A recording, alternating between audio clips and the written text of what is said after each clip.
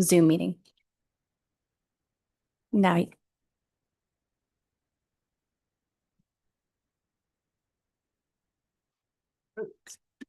you can go. All right. Good morning, everyone. Happy Tuesday.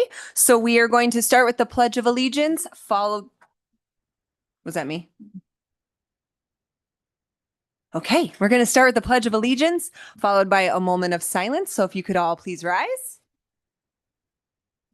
Okay.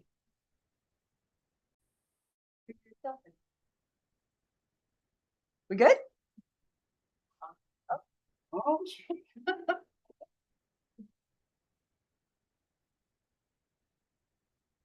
All right. I pledge allegiance to the flag of the United States of America and to the republic for which it stands, one nation, under God, indivisible, with liberty and justice for all.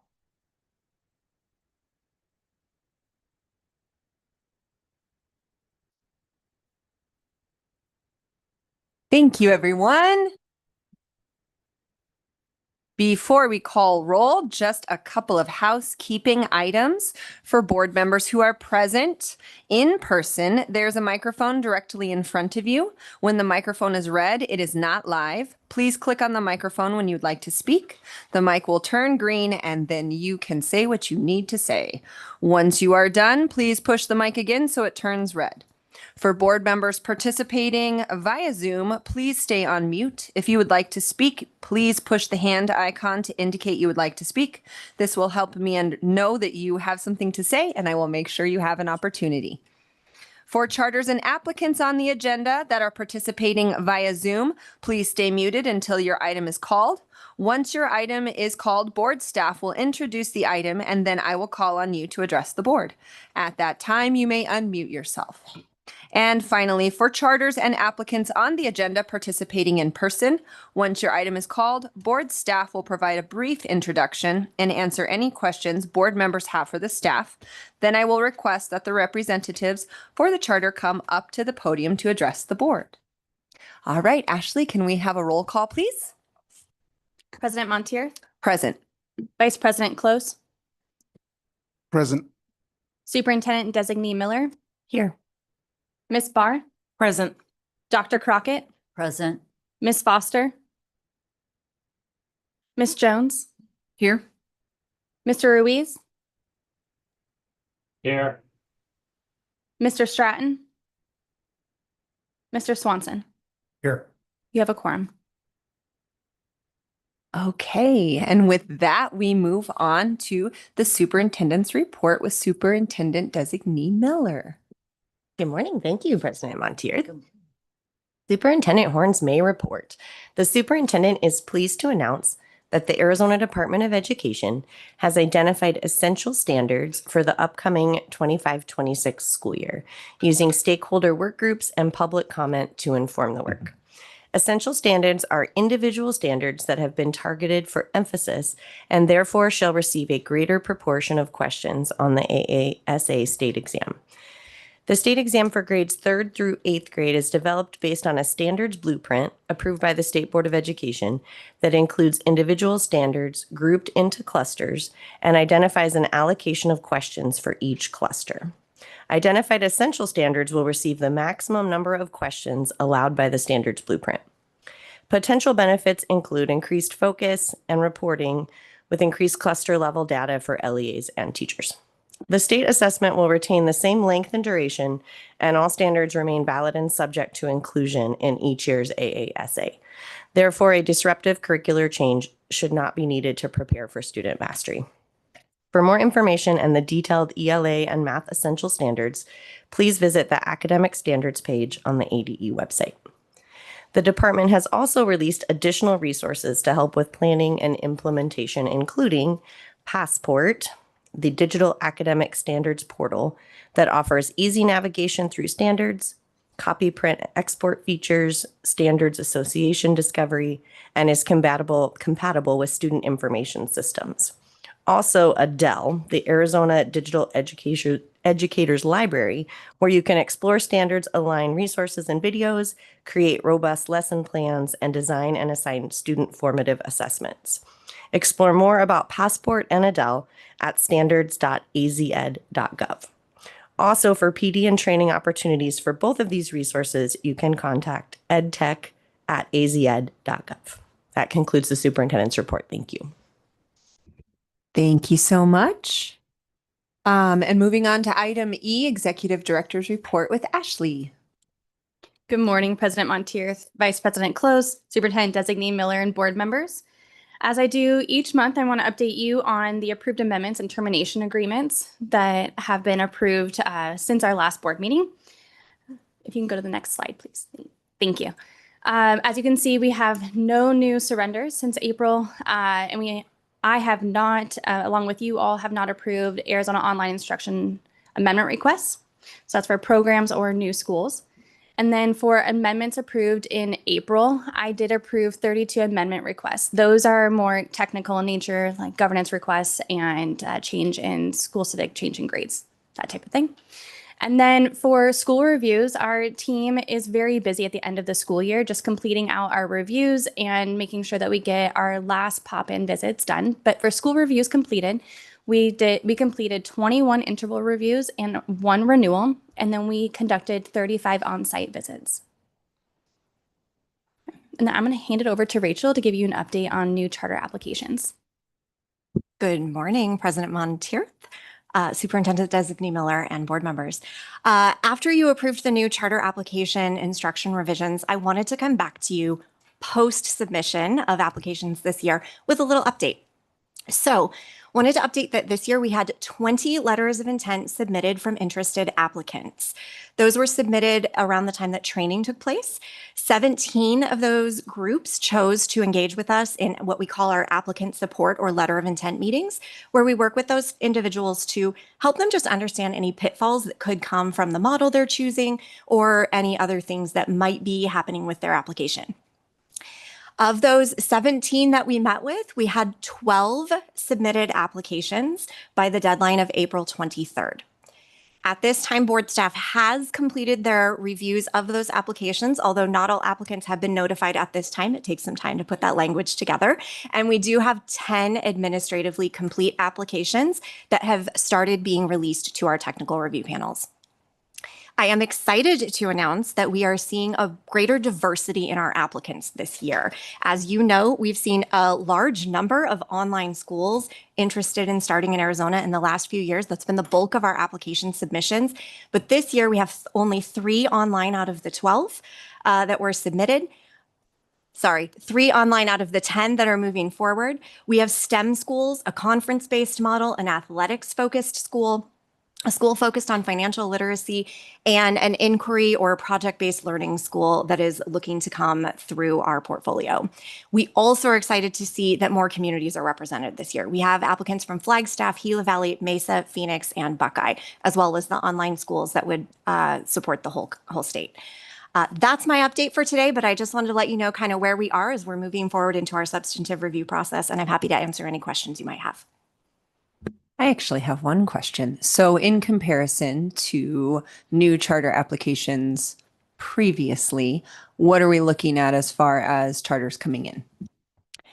So we are seeing more interest this year than we've seen in past years. The past few years, we've been kind of living in this space between 5 and 8 interested parties. That's been about the last 3 to 5 years. So we are seeing an uptick at this time. So many more interested folks, but we also saw a greater number of administratively complete applications. So generally, we've been seeing, 8 applications, but only 4 get through that process. So we see a greater percentage making it through our process, our initial processes as well.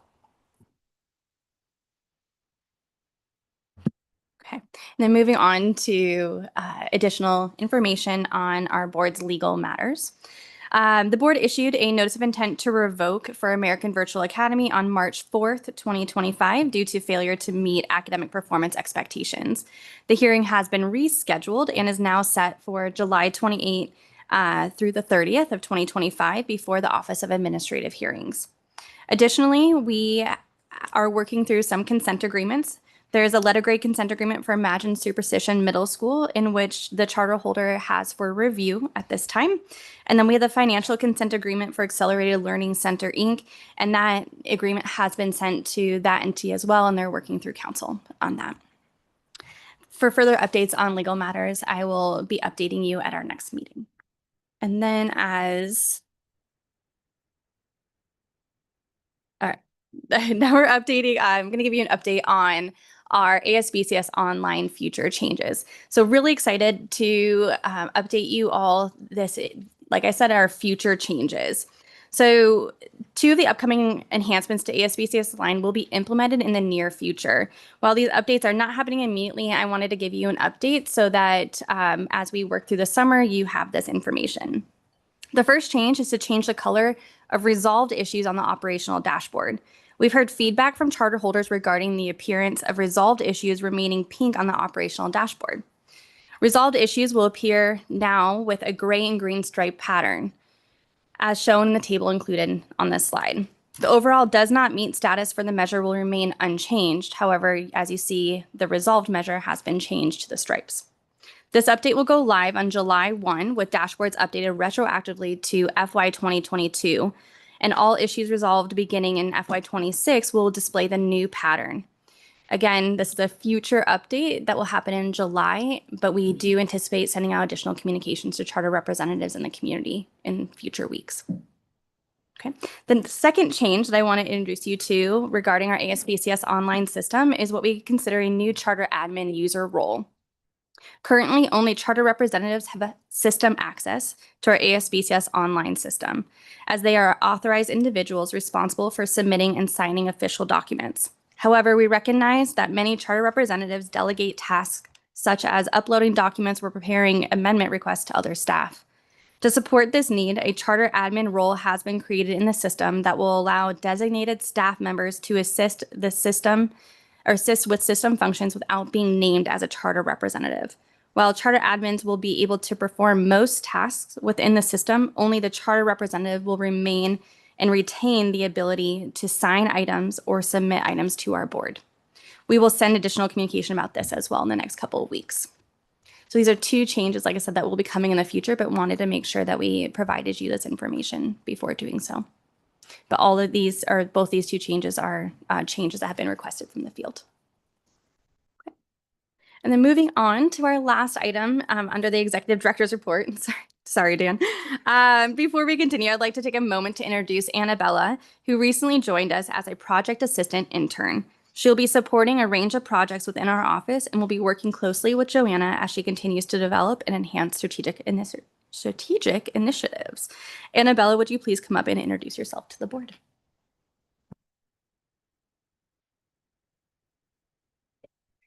Hello, thank you so much for having me. My name is Annabella Villanueva.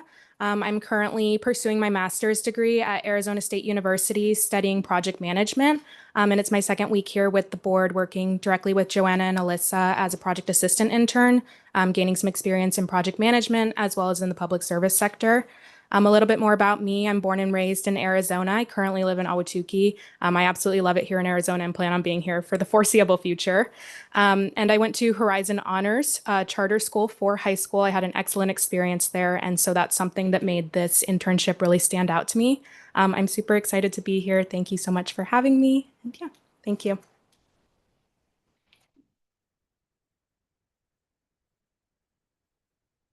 And that is all I have to report.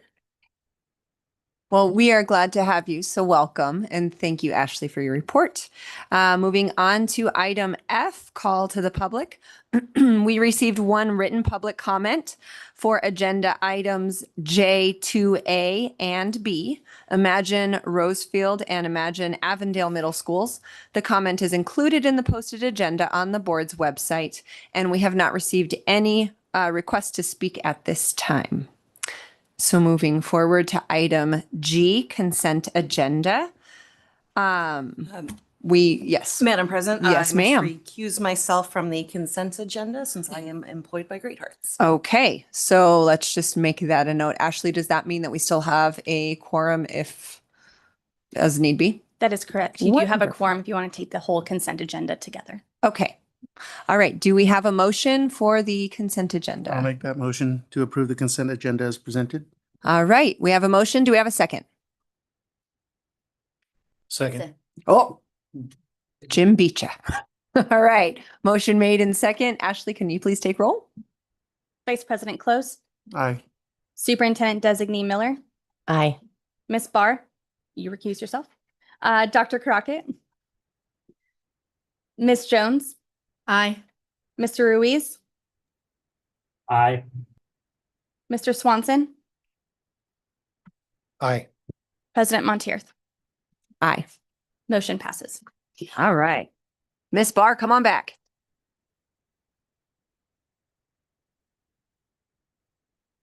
Okay. Item H, replication application, Southwest Leadership Academy presentation by Rachel. Hello, Rachel. Good morning again. Southwest Leadership Academy submitted an application to replicate its charter, which has been in operation since 2013. If approved, the new charter will be held by the same entity as the existing charter and will hold a contract with the same education service provider. The proposed school, Desert Mountain Academy, will serve students in grades 9 through 12 in Queen Creek and has a target start date of July 20th, 2026. The charter will have an enrollment cap of 250 if approved. The charter holder does not meet the newly approved staff recommendation criteria to be placed on the consent agenda because the charter holder has 5 measures rated does not meet on its operational performance dashboard in fiscal year 2023, and the charter holder had a summative financial performance rating of intervention for fiscal year 2023. In addition, it should be noted that this charter holder's proficiency data is redacted. Therefore, it is not able to meet the final metric of outperforming the nearby schools around it. I'm available for questions if you have any. Board members, do we have any questions for Rachel? Okay, if there are no questions, do we have a representative from the charter? Yes. Hi.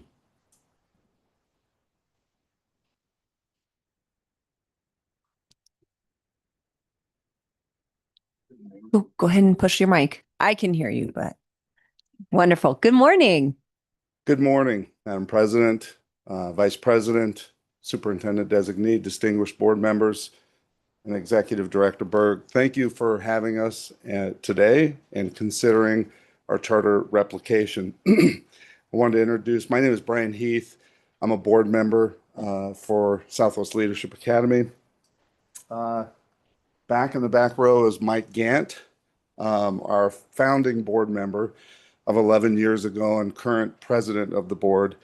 To my left is our school principal, Krista Spivey, and to my right is our director of education, Bridget Carrington.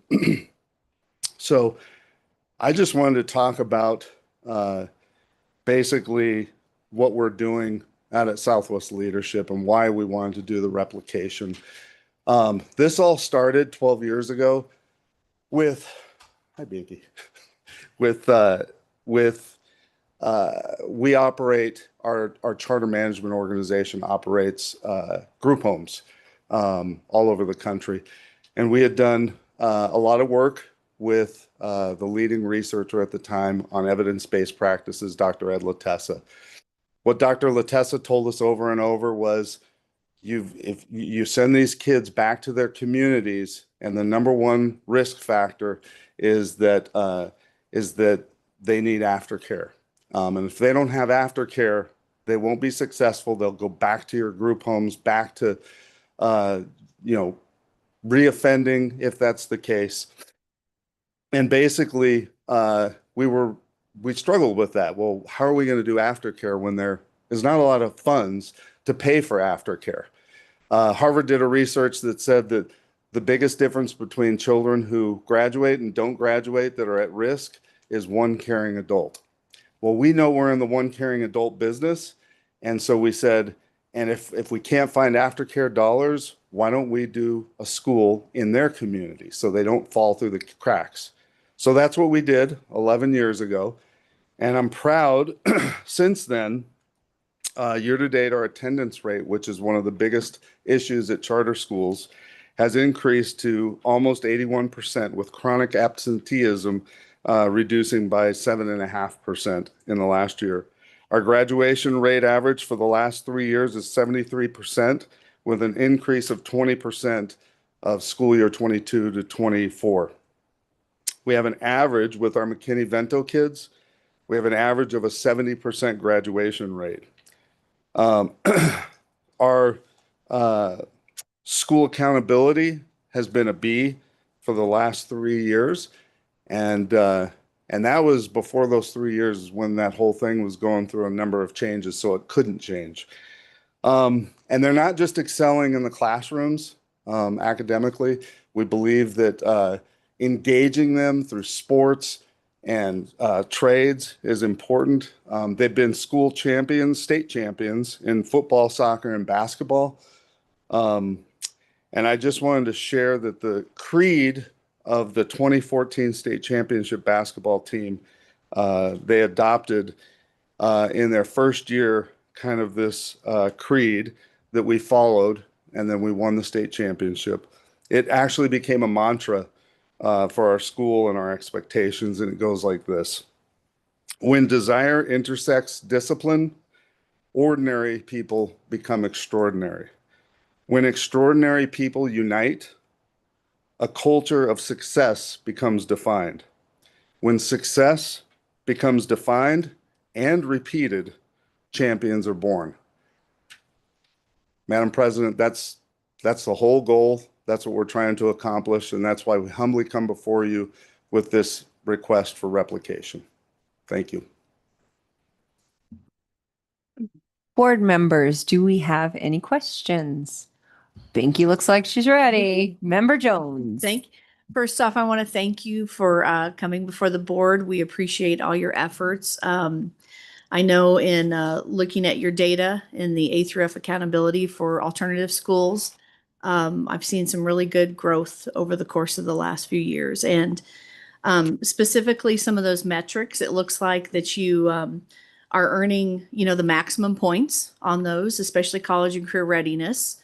And on track to graduation is 100%. So you're graduating 100% of your students, which is wonderful. So my question is, with replication, as you open up the new site and when you do that, are you going to keep the same processes, practices? Do you feel confident that you can do that with the replication and adding additional staff, students, and a building to maintain? Thank you, Board Member Jones. Yes, that is all part of the replication. I don't know if our principal, Ms. Spivey, Superwoman, would like to say any more on that. Yeah. I believe our biggest achievement was really focusing on the whole child and focusing on the culture of the school and the students that we serve. So changing the culture and adapting certain approaches to our program of instruction, we've seen a lot of growth. Not even with students, but within our community and with our families and with our parents. So we're definitely going to approach everything in the same manner because we've seen the success with attendance and with the culture and with the academic achievement. So we definitely would keep on with what we are doing. Okay, great. And in addition to that, so do you have leadership that you are hiring new? Are you taking current leadership and moving, or do you feel like, and I guess the reason I asked that question is that you have that sound leadership where you're currently at. When you expand and you add another one, sometimes people move leadership, but what is that going to look like for you? It's a great question, and succession planning is at the forefront for us. We wouldn't come with a request for replication if we didn't feel like we had the succession planning. We've been able to grow our own within our organization and within the charter school itself, and we have very competent people that we would be moving over to Desert Mountain. Thank you. Appreciate it. All right, Member Barr. Hi, good morning. Just to echo Ms. Jones, appreciate you and everything that you do, especially this week we're honoring our teachers. Two hopefully quick questions. Your current site, you say you service mostly at-risk populations, alternative school status. Do you see that population existing in Queen Creek near your proposed location? Or are you looking to expand to maybe outside of the alternative school population in that region? That same population exists in the Queen Creek area. When we look at the data, especially the academic performance, we still have students who are performing below proficiency rate, as well as the targeted population. When you look at the group homes that are located in Queen Creek, we have approximately 19 with approximately 442 beds available for children who are homeless in Queen Creek. Southwest Leadership Academy, they only have 98 currently students in that area. So the population, the targeted population would be the same as Southwest Leadership Academy, with mirroring the same services that we provide at Southwest Leadership. Thank you. I appreciate you giving me those numbers. It's very helpful. And then my other question, it looks like your proposed facility is at an existing private school.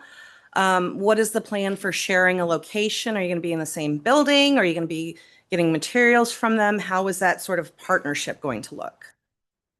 I think it's going to be a good partnership because, again, the CMO operates on that campus right now. That campus is 180 acres, and it is and always will be used to serve children. We don't use the entire 180 acres right now, but there are things that will be shared. For example, we won't need to build a new gymnasium. We won't need to build a new swimming pool. We won't need to build a new football stadium. All the extracurricular activities can be shared through, calculated design and scheduling to keep the population separate. But we will be, building new classrooms and a new space, and it'll have its own address. Okay. Thank you very much. I kind of want to piggyback on the extracurriculars. So you had mentioned that one of the things that you learned from the group home was having the extra time after school. Have you spoken with the potential students in Queen Creek to figure out what kind of activities they're looking for? And then how are you planning to, you said you were going to do the same types of activities that you're currently doing over in the new location. So what does that look like? And I mean, because everybody's different, obviously. So what does that look like for Queen Creek? Sure. Yeah. Great question, Madam President. So we are a member of the Canyon Athletic Association, and we will engage in all of the activities that they have to offer, plus, and that's done through, surveys, talking to the students, finding out what their interests are. I never in my life thought that we would have a cornhole team. But apparently that's a thing. And we adopted that because we had students that were interested in cornhole, and they weren't necessarily the most gifted athletes. And I think it's awesome. And we will look at activities that meet the needs of the child and kind of meet them where they're at. So it won't be exclusive to the Canyon Athletic Association. If we want to bring in the scouts, but whatever and wherever we want to meet them where they're at. And then there's always the funding question. So in addition to all these great ideas, what is your funding source looking like to assist with that type of idea? Sure. That's a great question as well. One of the things that we did, this goes back to Dr. Latessa and aftercare. So we kind of thought like, hey, the school is a great mechanism for aftercare, but we also we developed something that we called our youth village community model, community integration model. And on that campus in Queen Creek, the 180 acres, what we did is we did this crazy thing where, and again, this is on the premise of the Nigerian proverb that it takes a whole village to raise a child. I got to tell you, 20 years ago, I was thumping my chest, we're the village, look at us. And then I realized, I was like, That's not what that proverb is talking about. I get paid to do this. That proverb is talking about the community at large. So what we did, our crazy idea was we built a church on the 180 acres, a way to engage the local community. So now on that campus, we built a church. I'm not a pastor, so I don't operate the church, but we have a partnership with Sun Valley Community Church. We brought the local community in. So, Madam President, about 1,500 people go to that church every weekend, and they pass by the programs and they ask how they can get involved. They ask how they can be a part of the village. They ask, they sponsor sports. They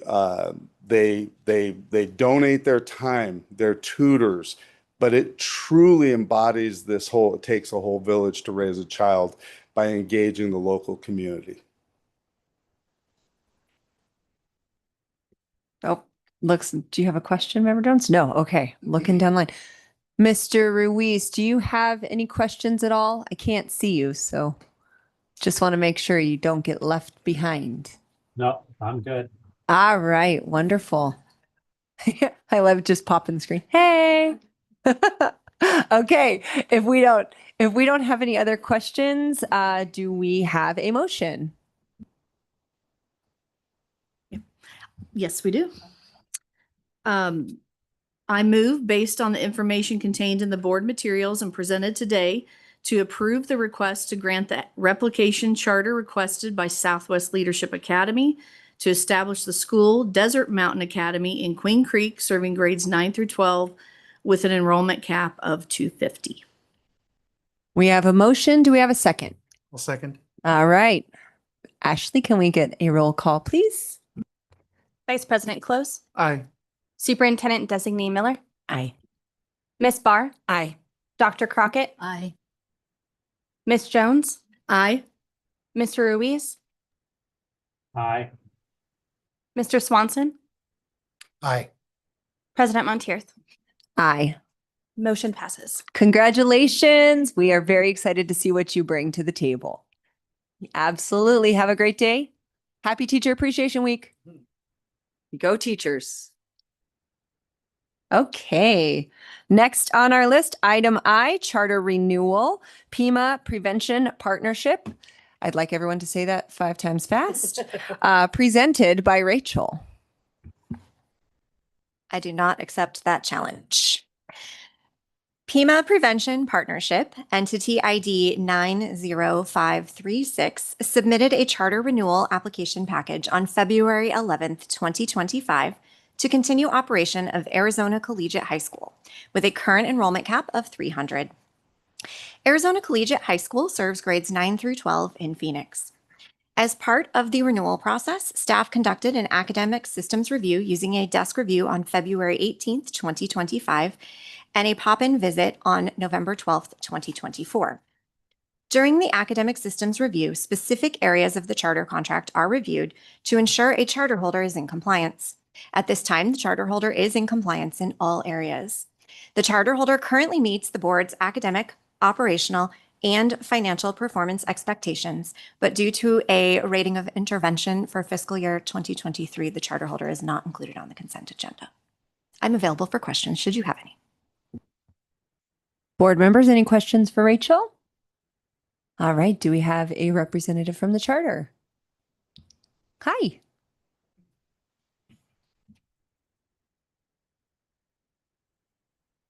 Good morning, Madam President. Good morning. Superintendent's office and members of the board. My name is Ian Kidd. I am the superintendent of PIMA Partnership Schools, and we have 3 charters. We have a middle school in Tucson, a high school in Tucson, and then we operate Arizona Collegiate High School up here in Phoenix and Maryvale.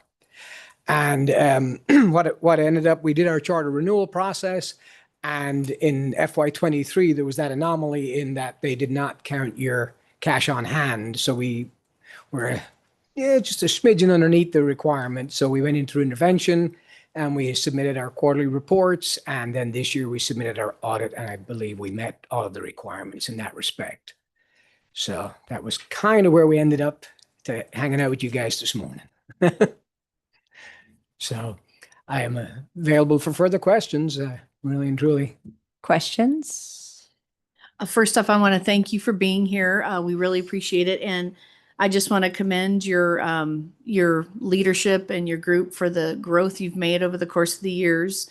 Also want to commend you on your letter grade rating on the alternative school accountability. Really nice work. Looked at the metrics on there. And additionally, your growth on the financial. I know that, the reason why you're on the agenda in the manner that you are, and you've explained that, but I do want to commend you for that. So thank you for being here. Well, I really do appreciate it. But again, it's like we talked about, it is teacher appreciation, but it is the staff and the teachers, the staff we have. The letter grade is totally their work and their commitment to our kids. Because again, we work with, the alternative population, and, the last 4 years have really impacted those kids disproportionately. It really is a credit to the staff that I work with. So thank you very much for your kind words. Any other questions or comments? No? Okay. Do we have a motion? I'll make a motion. All right. I move based on review of the information provided by the representatives of the charter holder and the contents of the application package to approve the charter renewal application package and grant a renewal contract to Pima Prevention Partnership, entity ID 90536, effective July 1 of 2026. Motion has been made. Do we have a second? Second. Dr. Crockett. All right. Ashley, we're ready. Vice President Close, Aye. Superintendent Designee Miller, Aye. Miss Barr, Aye. Dr. Crockett, A pleasure to vote aye. Miss Jones, Aye. Mr. Ruiz, Aye. Mr. Swanson, Aye. President Monteith. Aye. Motion passes. Wonderful. Congratulations. Please wish your staff a very happy Teacher Appreciation Week. Lily, thank you very much. And again, I have to give a huge shout out to the charter staff here, the association. Throughout the years, Yeah. their training and support and mentorship has been critical to all of our success. So thank you to these guys. Thank you Yes. for everything We you also guys kind do. of like them Thank you. a little bit. All right. On to item J, compliance matters. First year late. And this will be a presentation by Andrea. Hi, Andrea. Hello, good morning, President Monteith, members of the board. State law requires charter schools to annually submit to the board a financial and compliance audit, which is conducted by an independent certified public accountant. For many of the board's charters, the audit is due November 15th. However, charters that spend $750,000 or more in federal funds must submit a single audit by March 31st. By March 31st, 2025, the board received the fiscal year 2024 legal compliance questionnaires for CPLC Community Schools, Entity ID 4300, Entity ID 80032, and Entity ID 90331, but not the audited financial statements, internal control report, and the single audit specific schedules and reports. Therefore, the 3 charter holder submissions were deemed incomplete. Pursuant to the board's administrative rules, a charter holder that fails to timely submit a complete audit may be subject to charter oversight. Among its options, the board may vote to withhold up to 10% of the 3 charter holders' monthly state aid payments until a complete fiscal year 2024 audit is submitted to the board by the charter holder's audit firm. Should the board decide today to withhold funds, the withholding would begin with the 3 charter holders' May 21st payment. If funds are withheld, once the charter holders have submitted complete audits, the withheld funds will be returned with the next regularly scheduled payment. I'm available for questions. Board members, any questions for Andrea? Okay, I do have a question, Ashley. Since there are different schools, do we need to take it differently, or can I just ask for representatives from everyone? The same representatives are here for all 3 of the charter contracts, so we can take all the items together Okay, great. in one motion would be Okay, appropriate. wonderful. In one motion. All right. Well, with that being said, do we have representatives? Which I know we do, but I'm going to ask the question anyway. And if we do, please come on up. Good morning. Good morning. Thank you for your time today. My name is Lori Mejia. I serve as the Vice President of Social Services and Education for Arizona for Chicanos por la Causa. We are continuing to work with our auditors for issuance of our 2024 audit. However, due to a delay in a program closeout with one of our small business programs from Small Business Administration, we have been unable to submit the financial statements for the entire organization. We are continuing to work with our auditors to receive information from Small Business Administration and plan on submitting as soon as we have that information. This has been due to the transition with administration, which has prevented us from being able to close out our program. I'm happy to answer any questions that you may have. Member Barr, yes. Thank you. Okay. Hi, thank you so much for being here. I know the organization does so much for so many people, so thank you for all the work that you guys do. I mean, I guess my only question really is, do we have a ballpark idea on when that's going to happen? We're anticipating within the next 30 days, Okay, and we will submit as soon as we receive. Everything else has been completed on our end. The questionnaires, we're just waiting for that last piece of closeout from the program. okay. That was all. Thank you. That was the same question I was going to ask, so I'm glad. Any other questions from anyone? Oh, okay. Well, let's go with Superintendent Designee Miller only because I saw her first, and then Vice President Close. Good morning. Thank you so much for being here. I guess it's frankly actually a question for Andrea that I didn't think to ask in the beginning. I would assume that there are other times or situations where outside agencies prevent the ability of the school to finish the audit. Is there generally a way to like make notation? Is there an alternative to just leaving the audit open when we have these complexities?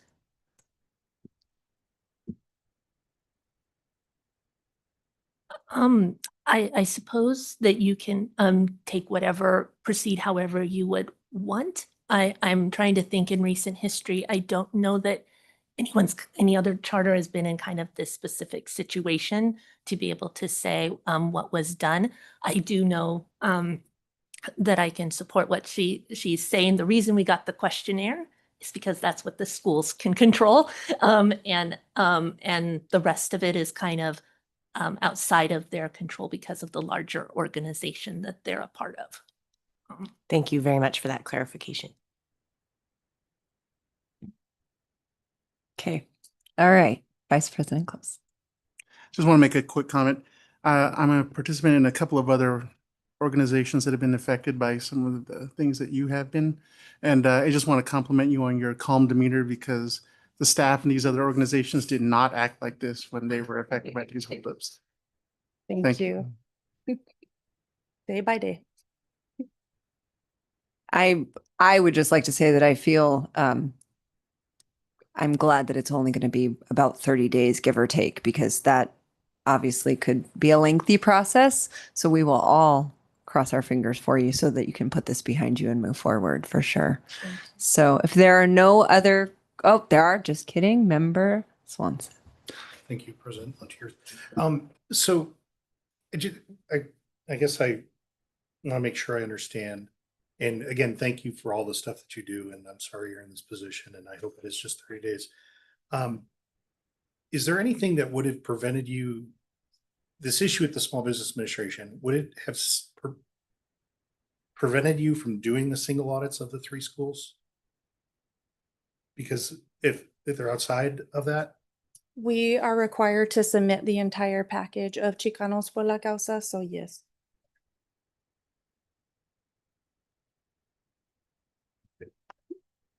Mr. Swanson, to add to that, so for our charter contracts, we have multiple charter contracts with entities that have different operations, right, beyond just the operation of the charter school. So similar to Chicanos por la Casa, the audit that we receive oftentimes is for lack of better terms, the parent company, right, the larger organization. And that's what we have in this instance. If Chicanos por la Casa can't submit their audit or have their audit issued, then that would restrict them from submitting their audit to us for consideration. Okay. Thank you. Any other questions? No? Okay. Do we have a motion?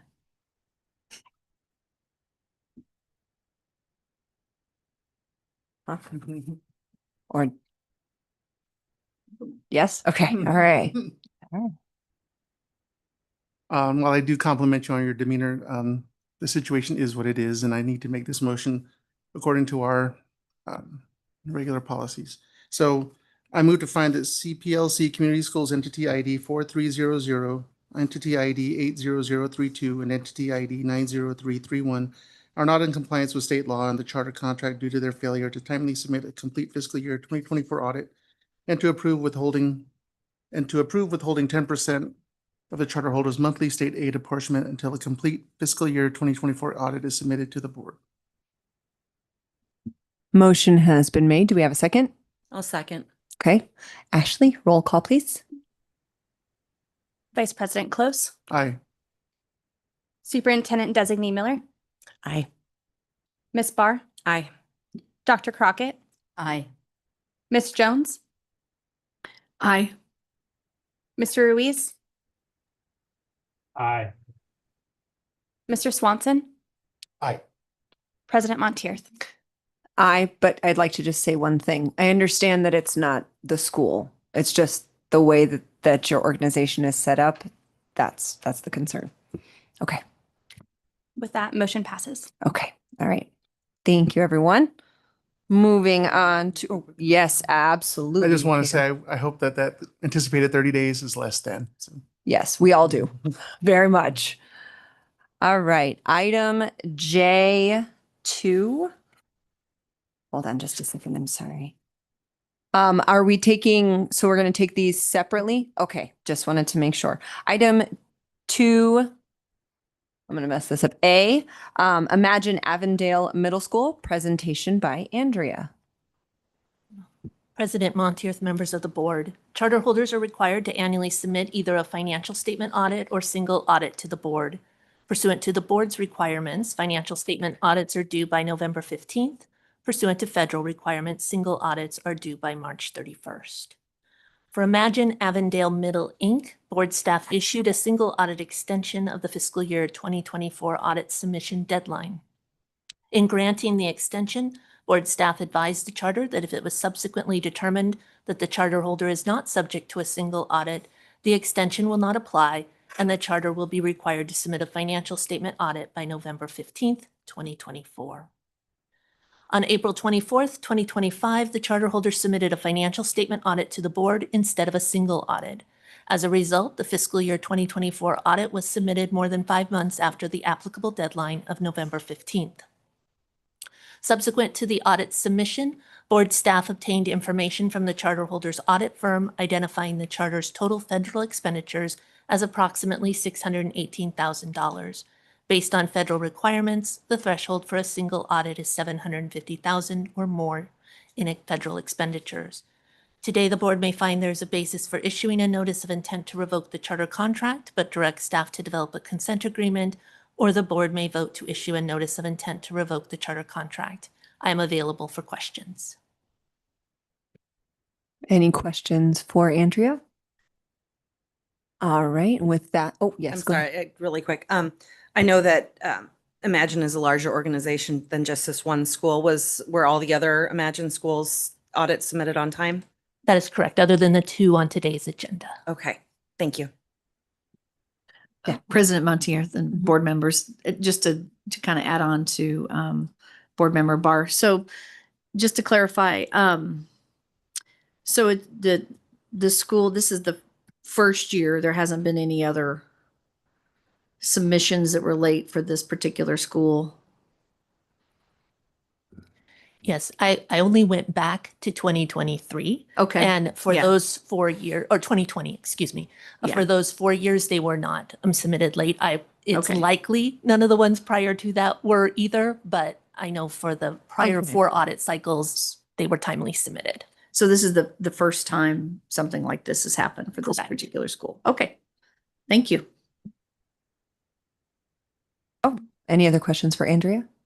No. With that, do we have a charter? Oh, one. One more.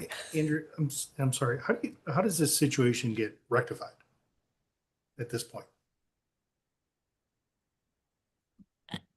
At this point, there really is limited action that you can take regarding the 24 audit because we now have it.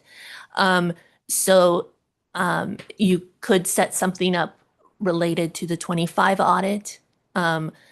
You could feel this is serious enough in and of itself to issue a notice of intent to revoke, or you could say, we maybe can't do anything about the 24 audit, but we want to put you under an agreement to make sure at least the next. There's nothing Three. to be done about 24.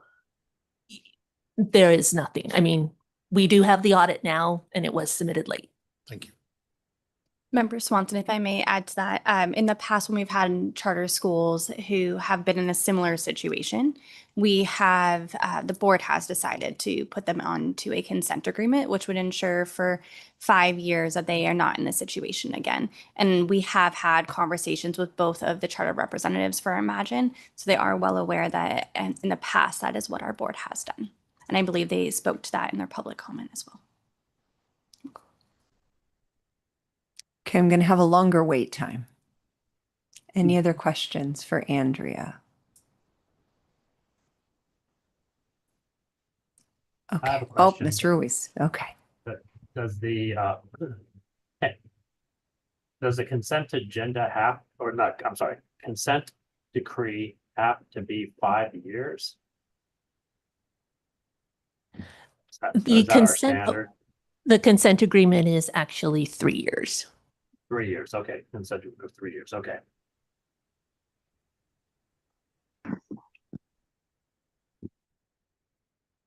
Any other questions for Andrea?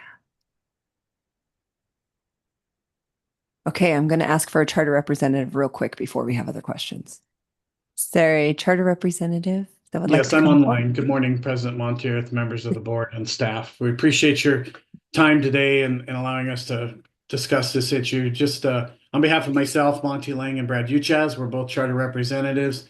We want to express our gratitude for the opportunity to speak with you today regarding the audits of the 2 schools. I know we're addressing one at a time, but we'll get to the second one here in a moment, I'm sure. We also want to extend our appreciation to the staff.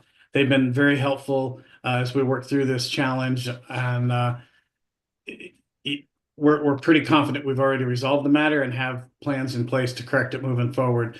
But, you know, we're here to discuss these 2 LEAs. You'll hear from our team about the circumstances that led up to the late submission of the audits. More importantly, we'll outline the corrective action steps we've already taken and will continue to take to ensure these issues don't occur again in the future. And we respect and acknowledge the board's oversight role and determine the future of our schools. We want to be clear, should the board decide to proceed with the consent agreement, we have reviewed those proposed terms and are fully prepared to accept that as well. Joining me today, both online and in person, are Brandon Dahl, our Regional Finance Director, as well as Steve Sarmento, Emmett Polk, and April Blatzheim, all Regional Directors. I'm going to turn it over now to Mr. Dahl to walk through the factors that contributed to the delay. He's there with you in person, and the corrective actions we've already implemented. And we'll also answer any potential questions the board may have. Thank you. Thank you, Monty. Good morning, President Montier, members of the board. My name is Brandon Dahl. I'm the Regional Finance Director for Imagine Schools. Just as a brief explanation of what led up to the audit delays and what we're doing to ensure that these delays never happen again. Also, to answer your question about the history of late audit submissions, at least in the 11 years that I've been with Imagine, we have never had any late audit submissions of any of our 20 LEAs. So I believe this is a first time, yay. Just as a brief explanation, there was an overstatement, an overestimation of federal funds carryover into FY24. This led to the audit being mistakenly identified as a single audit. So we planned for a single audit time frame for the audit actually to take place. Unfortunately, in essence, this was just a missing of revising journal entries that should have happened on July 1 for grant receivables that were booked in June of 2023 that just were missed. And this led to the excess revenue being recorded in FY24, overinflating the revenue, bumping us over that 750 threshold, which unfortunately did not get caught until the audit had already started, which was well beyond the November 15th deadline. So by the time that we realized we were no longer a single audit, we had already missed the deadline. However, both audits for Avondale Middle and Rosefield have been completed and submitted to the board. In response to this, we are currently conducting a series of in-person business manager trainings for all of our business managers that include items like year-end audit, closing audit preparation, grants management, the differences between single audits and regular fiscal audits. And we have also implemented a more rigorous regional review process of all of our business managers and schools to ensure that this unfortunate situation never occurs again. I'm happy to field any questions you may have. Board members' questions? And just to be clear, we're speaking specifically of Imagine Avondale at this point. So questions need to be specific to that. Good morning. Thank you so much for being before us. Also to the online attendees, thank you for those thoughtful comments. Running a much smaller agency, it's more of a comment than a question. There's been a great deal of instability in what we can expect for our federal funds. So I do think that's an important consideration. And I feel pretty confident that you guys have taken action to resolve this issue internally, knowing there's that turbulence and instability in planning for that. Thanks. Any other questions or comments? All right, then with that, do we have a motion? Okay. Make a motion. It's for Imagine Avondale Middle. I move to find Imagine Avondale Middle, Inc., hereinafter referred to as the charter holder, has failed to timely submit its fiscal, so you can hear me properly, fiscal year 2024 audit, and therefore has violated its charter contract and state law. These failures and violations provide a sufficient basis to issue a notice of intent to revoke the charter holder's charter contract. However, the board is authorized to exercise its legal discretion with regard to actions taken against the charter holder that is not in compliance with its charter and state law. In an effort to bring the charter holder into compliance, the board directs staff to work with legal counsel to develop a consent agreement that addresses the charter holder's non-compliance with the board's audit submission requirements, its charter contract and state law, and includes the audit-related provisions identified in the meeting materials. If the charter holder chooses not to accept the terms of the consent agreement, then it is the board's decision that the charter holder be placed on a future agenda for a motion to issue a notice of intent to revoke the charter holder's charter contract for the reasons already specified. Okay, we have a motion. Do we have a second? Second. Dr. Crockett. Ashley, please. Vice President Close, Aye. Superintendent Designee Miller, Aye. Ms. Barr, Aye. Dr. Crockett, Aye. Ms. Jones, Aye. Mr. Ruiz, Aye. Mr. Swanson, Aye. President Monteith. Aye. And I just wanted to say I appreciate the information that you shared and all of the work that you've put into this already. So thank you very much for that. Motion passes. Okay. All right. On to item J2. Let me just make sure I'm doing this correctly. B, Rosefield Charter Elementary School. Presentation by Andrea. President Monteith, members of the board staff issued a single audit extension of the fiscal year 2024 audit submission deadline to Rosefield Charter Elementary School, Inc. In granting the extension, board staff advised the charter that if it subsequently determined that the charter holder is not subject to a single audit, the extension would not apply, and the charter would be required to submit a financial statement audit by November 15th, 2024. On April 16th, 2025, the charter holder submitted a financial statement audit to the board instead of a single audit. As a result, the fiscal year 2024 audit was submitted 5 months after the applicable deadline of November 15th. Subsequent to the audit submission, board staff obtained from the charter holder's audit firm information identifying the charter's total federal expenditures as approximately $561,000. Based on federal requirements, the threshold for a single audit is $750,000 or more in federal expenditures.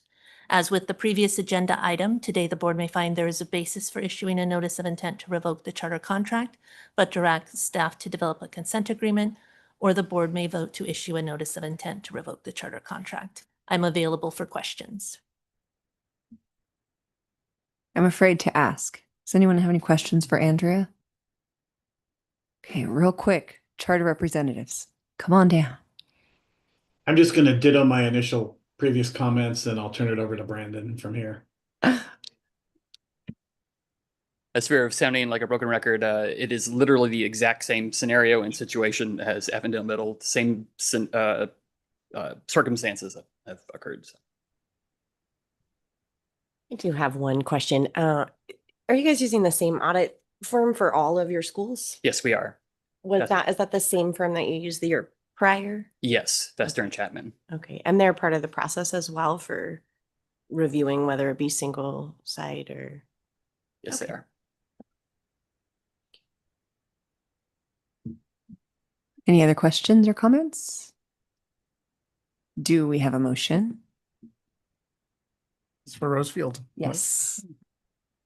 I move to find Rosefield Charter Elementary School Inc., hereinafter referred to as the charter holder, has failed to timely submit its fiscal year 2024 audit, excuse me, and therefore has violated its charter contract and state law. These failures and violations provide a sufficient basis to issue a notice of intent to revoke the charter holder's charter contract. However, the board is authorized to exercise its legal discretion with regard to actions taken against a charter holder that is not in compliance with its charter and state law.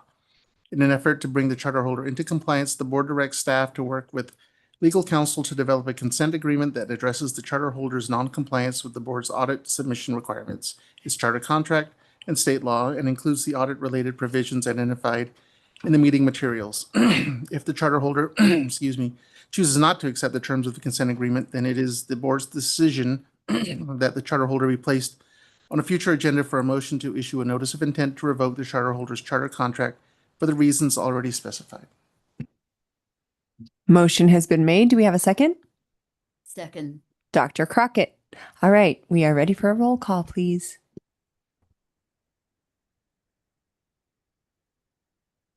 Vice President Montier. Vice President Close. Vice President Close. I will really take that role. Switch seats now. Yes. No, I'm good. I We was can looking stay right at right you. there with it. Did you see me kind of? Yeah, like I'll do the same. I was just going to say, Vice President Close says aye. Thank you. Thank you. Superintendent Designee Miller. Aye. Miss Barr. Aye. Dr. Crockett. Aye. Miss Jones. Aye. Mr. Ruiz. Aye. Mr. Swanson. Aye. President Montier. Aye. And I echo the statement I made before. Thank you for the work that you've done already. We really appreciate it. Thank you very much. Yes. Thank you. Thank you. Online as well. Motion Thanks so passes. much. Oh, sorry to cut you off. Maybe we should switch. Vice President Close is much nicer than I am. All right. I do have better hair. Moving on. Sorry, now I'm all distracted to item J3A, Griffin Foundation presentation by Andrea. President Montier, members of the board. Under the board's financial framework, staff annually assign each charter holder a summative financial performance rating of either good standing, adequate standing, or intervention. A charter holder that receives an intervention rating for 2 or more consecutive years is placed on probation and does not meet the board's financial performance expectations. Staff assigns each on probation charter holder a probation risk level using the 2 most recent audits and the criteria set forth in the board's rules. Under the board's rules, a charter holder assigned to probation risk level 1 represents the highest risk and is subject to a consent agreement with the board, charter revocation proceedings, or if applicable, denial of renewal. In February 2024, the board approved changes to the financial framework's measures, measure targets, and measure calculations. The fiscal year 2024 audits were the first reviewed by staff using the February framework. Earlier this year, the board directed staff to determine, for each charter holder assigned to probation risk level 1 during the fiscal year 2024 audit cycle, whether the charter holder would have been assigned to level 1 if the February framework had been used to determine the charter holder's financial performance for the fiscal year 2023 and, if applicable, fiscal year 2022 audit cycles. For a charter holder assigned to probation risk level 1 when the February framework is used for all applicable fiscal years, the board directed staff to place the charter holder on a subsequent agenda for the board to determine the appropriate action to take. The Griffin Foundation, Inc. operates 2 schools in Tucson, together serving grades kindergarten through 8. The charter holder received an intervention rating for fiscal years 2022, 2023, and 2024.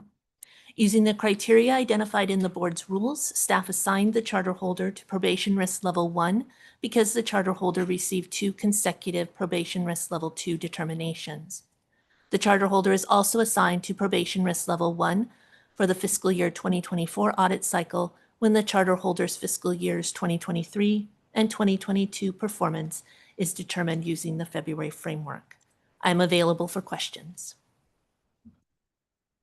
Board members, any questions for Andrea?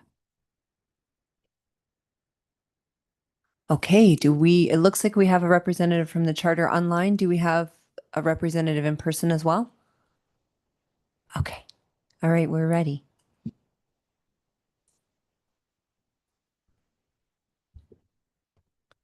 Mr. Griffin?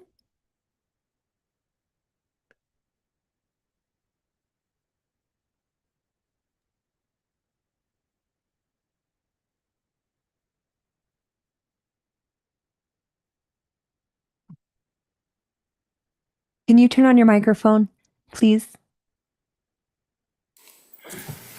President, I have representative from ADI and Jody Corrales, legal representative present.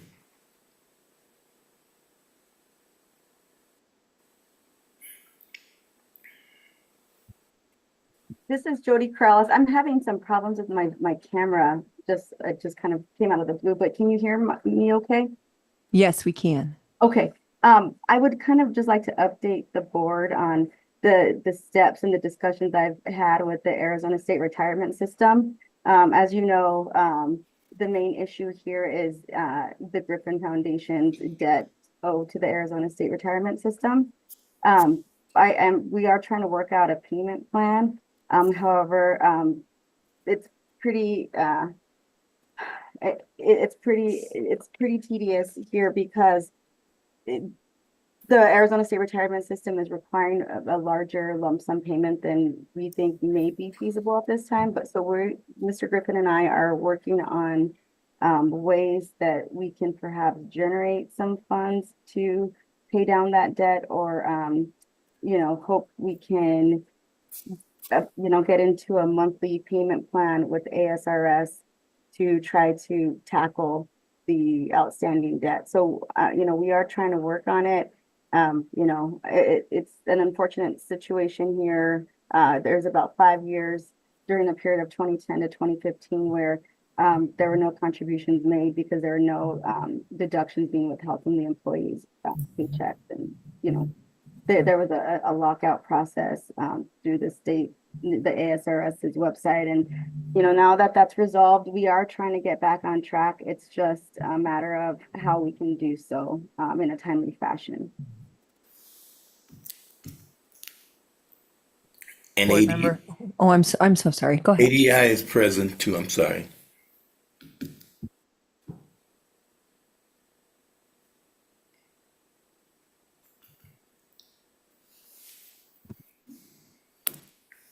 I'm sorry. Can you clarify who ADI is, please? ADI is representative Business Solutions, Claudina Douglas, and Ron Wagner and Charlotte Jenkins. Okay, and would anyone of those representatives like to speak right now?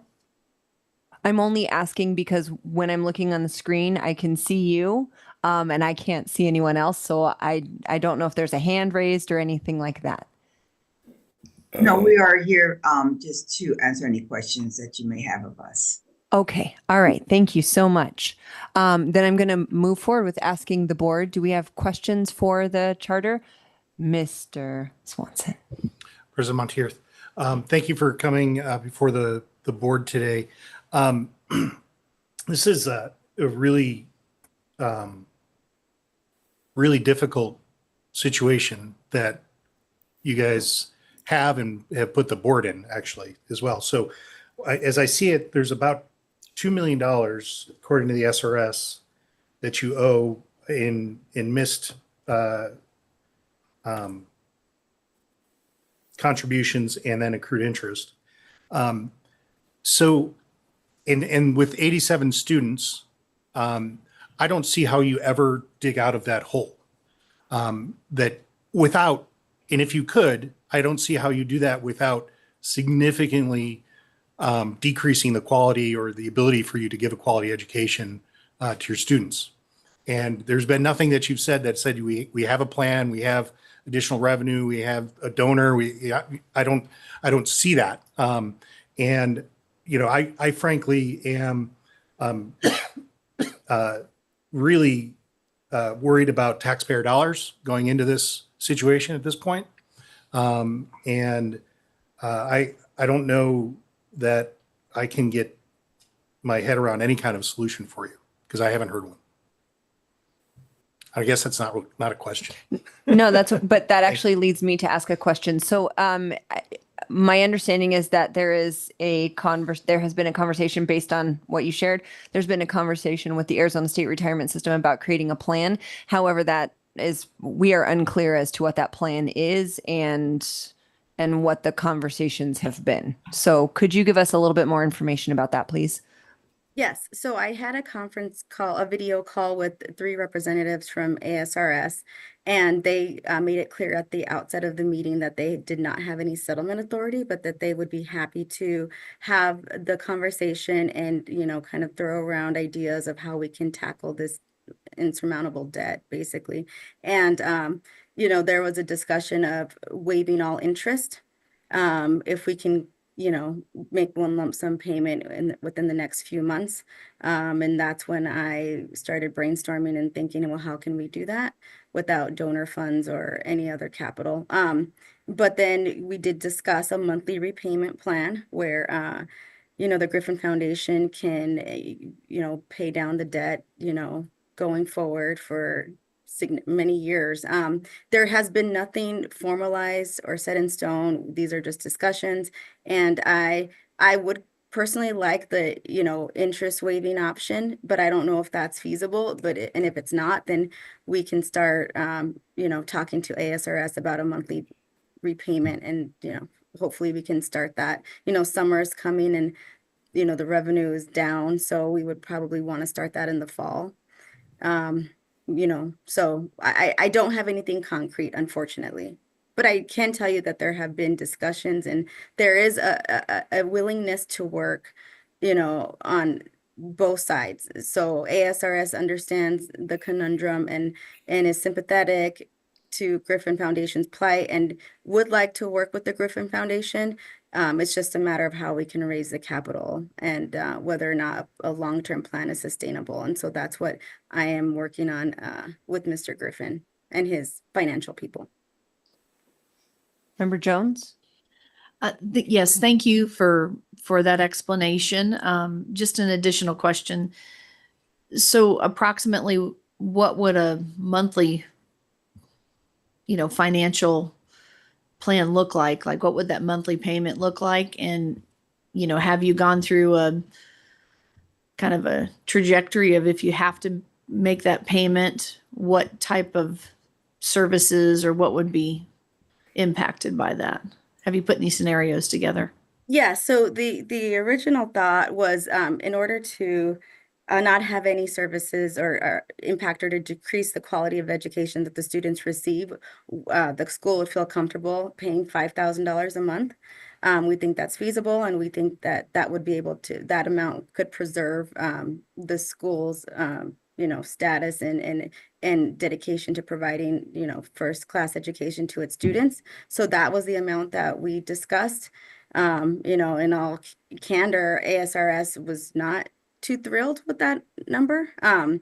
They were not rejecting it. Again, they do not have settlement authority, the representatives I met with, but it just appeared that the better option from their perspective was, they could waive interest penalties and then, if we can come up with a significant amount to pay down the principal. So $5,000 was the number we were floating, to answer your question. Thank you for answering that. And, obviously when you run scenarios with that, that's a significant amount of years until you get to the point where you could pay that off. But I do appreciate you answering the question. So thank you. President Monteith and board members, I want to let you know too that members or representatives from ASRS are on as well. Ms. Jennifer is in the upper right-hand corner, and she's from ASRS if you do have questions of ASRS. Perfect. That actually might be the direction that we need to go. So I do have a question about the $5,000 repayment and particularly how it impacts staff. So obviously ASRS is for the employee, and what happens here with the employees? And I guess it's a two-part question. So the first part, were the employees aware that they were not paying into ASRS? And then the second part is, how is this going to impact the employees on a state retirement level? So I'm not sure to whom those questions should go. Okay, sounds good. Then please take it away. Thank you so much. Good morning, Madam President, Vice President, and members of the board. My name is Jennifer Gomez Pavon, and I'm one of the program managers here at the ASRS with the Employee Relations and the Contribution Accounting team. Like you guys mentioned, it is a very difficult situation. The bottom line is that the impacted are the members, because we are talking about 5 years of service that they are missing. The reason why the Arizona State Retirement System is not thrilled with a lower monthly payment is because there is 128 members impacted, and these members have been missing that service since 2015. So that's 10 years ago. At this point, I cannot tell you the status of all of those members. So the Arizona State Retirement System will have to look and see, are they still active? Are they retired? To see, like, if we receive a payment, how we're going to allocate those $5,000, and then making projections. Yes, it will take 35, 40 years to pay that back. Like Jody say, I do not have authority for any agreement. So we did met with Jody, and we are waiting for a proposal to send to our executive management team. But my understanding is that we will definitely need a big lump sum up front to at least allocate some of that missing service to those members, and then discuss maybe a payment plan. But like you guys say, 35, 40 years is a long time. So, but yeah, I don't have any authority to accept. So we're just waiting for that proposal to send it to executive management. Thank you. Thank you. I do have another question about the interest. So, and perhaps this is for the charter representative. How did we get to a place where there was interest? I just want to know where the miscommunication was, or where the misunderstanding was, to get to the place where we now have all of this additional interest tacked on, which is obviously impacting the students in the school. Who is this addressed to? Whoever is able to answer the question. I think I can maybe address some of it. So when contributions not withheld, which is what happened with the Griffin Foundation happened, there is an interest that gets charged to the employer because a contribution not withheld is basically we are correcting an error. And those contributions would have earned interest if they would have been submitted timely. Because they didn't, an interest has been allocated to the employer. Because remember, when you contributed to the Arizona State Retirement System, the employer contributes on your behalf and the other portion comes from your checks. Because that didn't happen, interest is applied to the employer side. Remember, this has been going on since 2010. So that's when everything started and everything got pretty much done 2018, more or less. I apologize if I'm mistaken there, but it has been sitting for a long time. So when we ran an updated calculation, that's where all that interest was applied. But like Jody say, if there is any wiggle room, it might be the interest. But my understanding is as long as there is a big lump sum payment up front. Thank you. Thank you. Ms. Member Ruiz, you have your hand up. Thank you. This question is probably going to be for Andrea. So, we have our financial framework, and if there's any kind of payment, 35, 40 years at $5,000, I just, well, we're stuck because we're overseeing the charter, and then you have ASRS we're not responsible for, and the employees, which are really not our responsibility, they're the charter holders' responsibility. But we do have this financial framework, and I just don't see how any kind of payment other than like an injection of funds from outside are not going to cause non-compliance to the financial framework. And I don't know if there's some sort of formula that says, hey, at this kind of payment level without some sort of outside funds, you're going to be in violation of the financial framework. And then then we would have the whole consent decree or they're brought up towards us again for potential revocation of the charter because they're out of compliance in the financial framework. So I just I don't know if that's a question or if that's just a statement that I don't see. I don't see a path out of here, and I have not heard, here's the path, how we're going to get out of here without you guys without some sort of payment plan, which is then going to cause us to have you in front of us again because you're not complying with the financial framework. Can I address that question? Yeah. The lawyer, this is Jody Corrales. So right now, the bulk of the school's revenue goes to pay down the bondholders on it's the real property debt. That will be paid off, I believe, in 7 years or so. And Mr. Griffin can correct me if I'm wrong. And we also have the representatives from the accounting firm on the line here. But that'll be paid off in relative short order. Once that's paid off, I mean, about 20,000 can go to be paid down to ASRS. And, we can start tackling that debt, at a larger rate, within the next, 6, 7 years. And I don't have the exact number now when that note is due, but it's going to be paid off within the next 5, 6 years. So we're waiting 5 or 6 years so that the bondholders will be made whole. But we're going to wait 5 or 6 years for the employees to be made whole, or for the ASRS to be made whole. I just don't. The alternative, I mean, closing the school and then the ASRS never getting paid. What's the alternative? Yeah.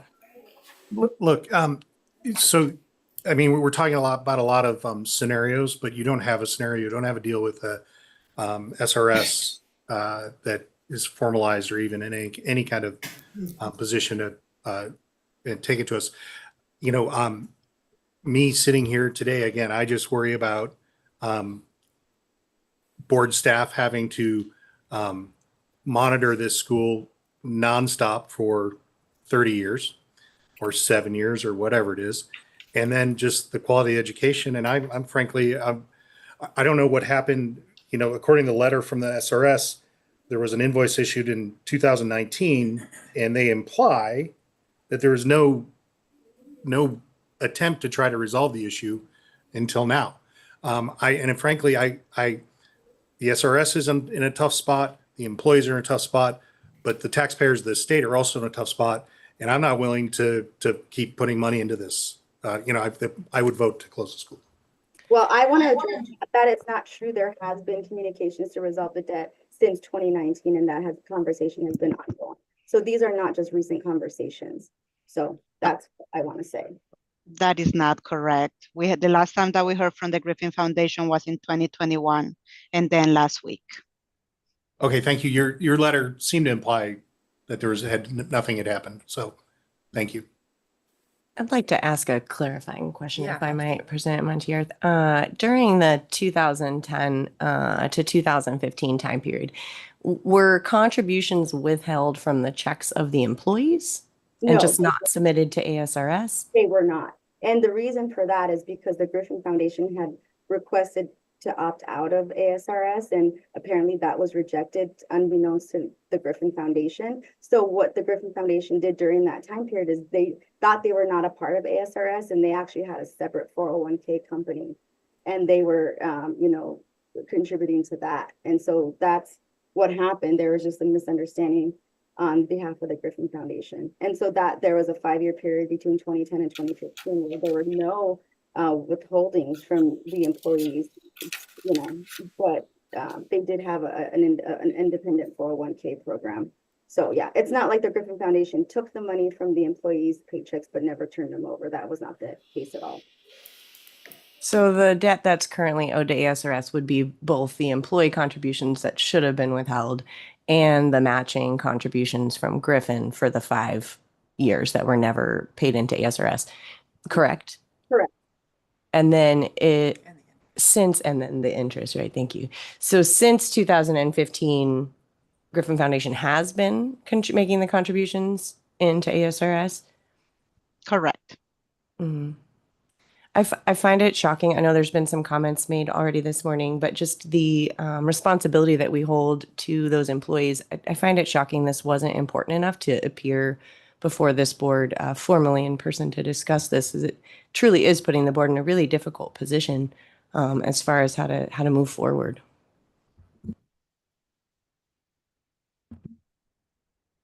Comments, questions? I think I'd like to go into. Mr. Griffin, you're on mute. But I thought This is Carlos Reese. I think I'd like to go into executive session to kind of before a motion is made. I think I'd like to find out what our legal responsibility is in this whole thing. It's kind of, we're just really in a tough spot, on this whole thing. And I'd like to have some legal advice before somebody makes a motion to move forward. Okay. I think that you're getting some nods over here. So I think the board is also in agreement as well. So let me just make sure I use my right language. Do we have, we have to ask for a motion. Is that correct, Ashley? That is correct. Yes. Okay. So Carlos obviously made the motion to move into executive session. Do we have a second? Second. Okay. Dr. Crockett? Unless somebody wants to do it a little bit more officially than my statement. Nope. You were official enough. Okay. Yes. That was perfect. Thank you, Member Ruiz. Ashley, can we get a roll call, please? Vice President Close. Aye. Superintendent Designee Miller. Aye. Ms. Barr. Aye. Dr. Crockett. Aye. Ms. Jones. Aye. Mr. Ruiz. Aye. Mr. Swanson, Sure. President Montier. Aye. Motion passes.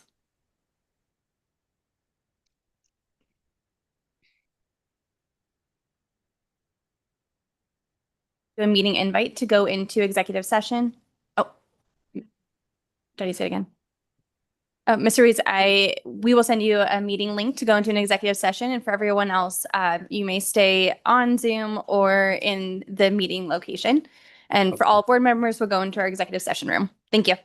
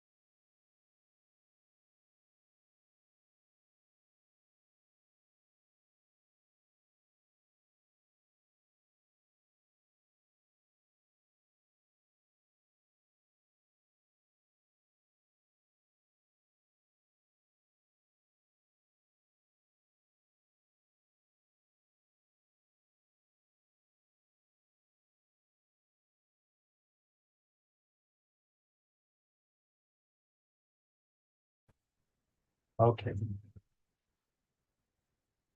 All right.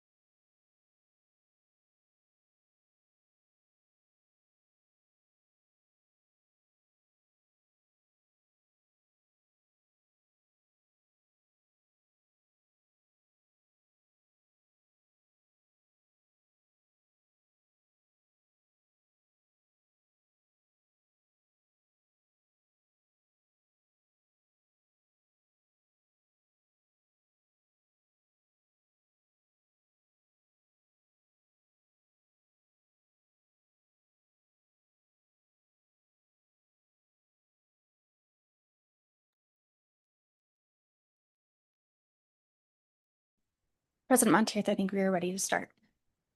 So we need to take a roll call. Make sure everyone's back first, please. Vice President Close, I am here. Superintendent Designee Miller, Here. Miss Barr, Here. Dr. Crockett, Here. Miss Jones, Here. Mr. Ruiz, Here. Mr. Swanson, Present. President Montier. Here. You have a quorum. Okay, so before we move forward with anything, are there any additional questions, comments, feedback for the charter, or questions, comments, feedback for Andrea?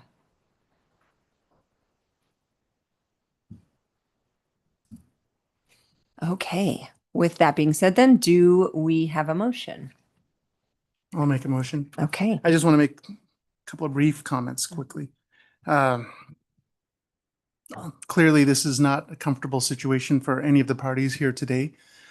But be that as it may, we have to move forward. And I want to make the personal comment that of all the affected parties, I'm most concerned about the employees. But, you know, bottom line is I can't see a way to really constructively and effectively get out of the situation that is existent. So I'm going to make a motion for the board to consider based on what we can do as a board. So I move to issue a notice of intent to revoke the charter contract of the Griffin Foundation, Inc. for failure to meet the financial performance expectations set forth in the board's financial performance framework in violations of its charter and state law. The Griffin Foundation, Inc. is hereby given notice that it must comply with the requirements set forth in administrative rule regarding notice to the school, staff, parents, and guardians of the notice of intent to revoke and with required submissions to the board. A motion has been made. Do we have a second? Second. Ashley, roll call, please. Vice President Close, Aye. Superintendent Designee Miller, Aye. Miss Barr, Aye. Dr. Crockett, Aye. Miss Jones, Aye. Mr. Ruiz, Aye. Mr. Swanson, Aye. President Montier. Aye, and I would like to echo Vice President Close's remarks. And I am also very concerned about the students in this situation. So I don't think that anyone feels good about this at all. With that, motion passes.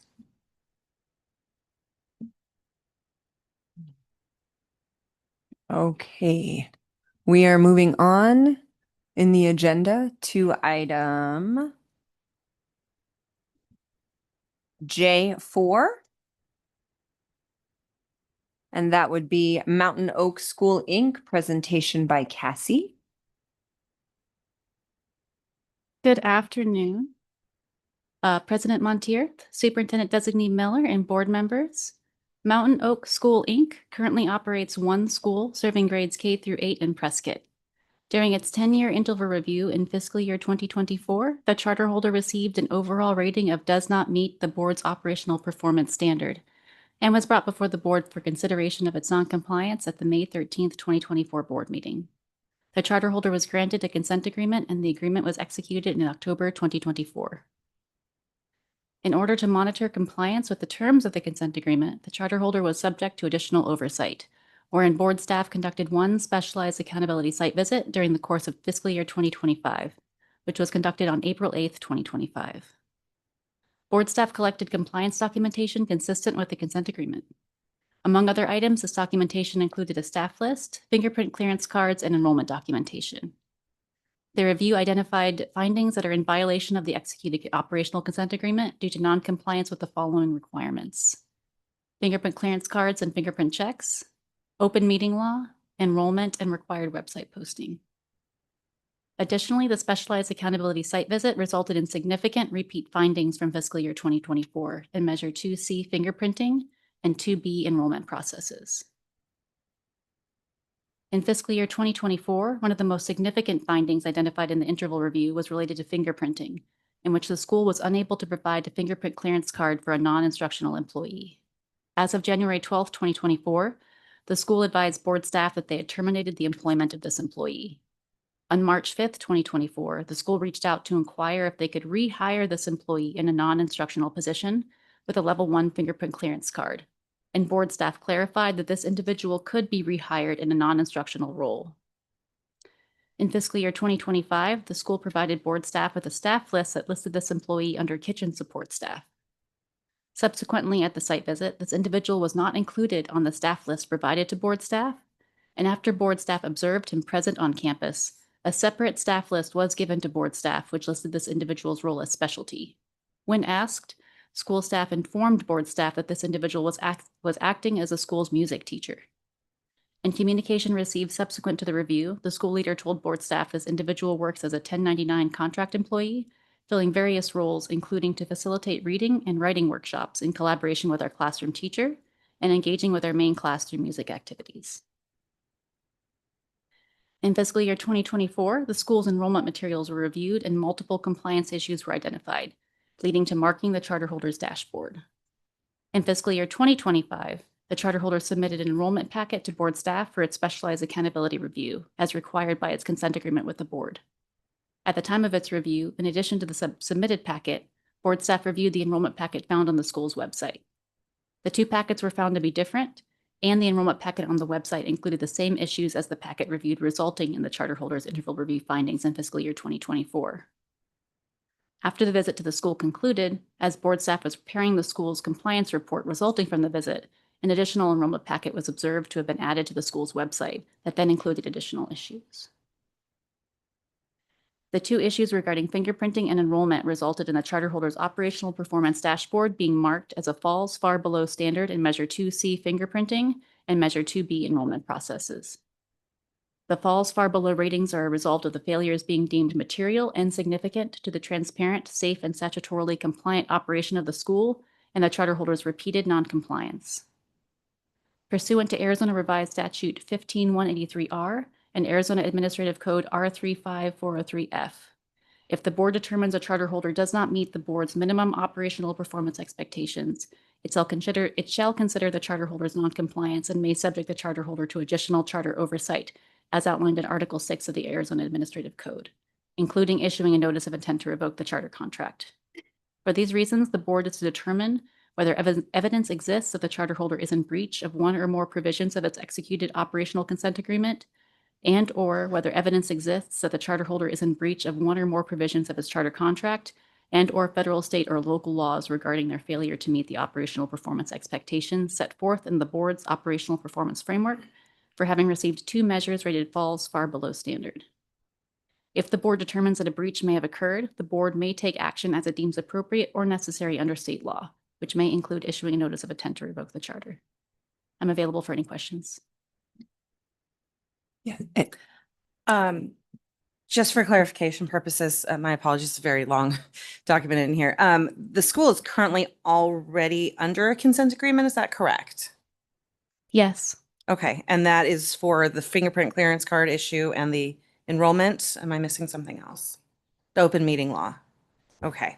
This, just to clarify, the Yes. school is under a consent agreement, Yeah. an operational consent agreement, because last year during its interval review, the findings resulted in 6 of the 9 operational measures being marked on the operational dashboard. Yes, and 2 of those measures included enrollment and fingerprinting. There were also additional issues in that. okay, so this is our follow-up. We're seeing that those issues have not been resolved despite there being a consent agreement already. Yes, have not been resolved, and we have new issues. And, Yes. okay, thank you. You're welcome. President Montiers, I don't know if this question goes to, I may have to wait, but I'll ask it. So was there evidence produced that the staff member in question applied for an IVP? We have not seen evidence that I am aware of that the staff member applied for an IVP. I believe the charter holder may be able to speak to that when they come up.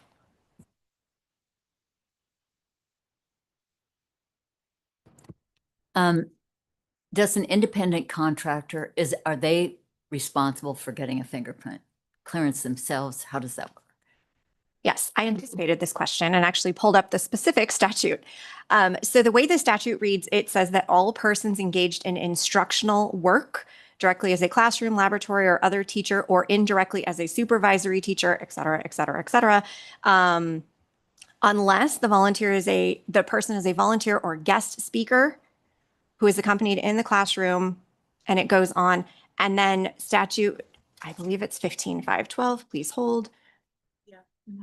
Gets into the requirements around subcontractor and contractor, and that those same provisions do apply there. You're welcome. So just a follow-up clarifying question as well. The employee that we're talking about, the employee in question, was engaging in instructional activities with students, even though that employee was listed as kitchen staff?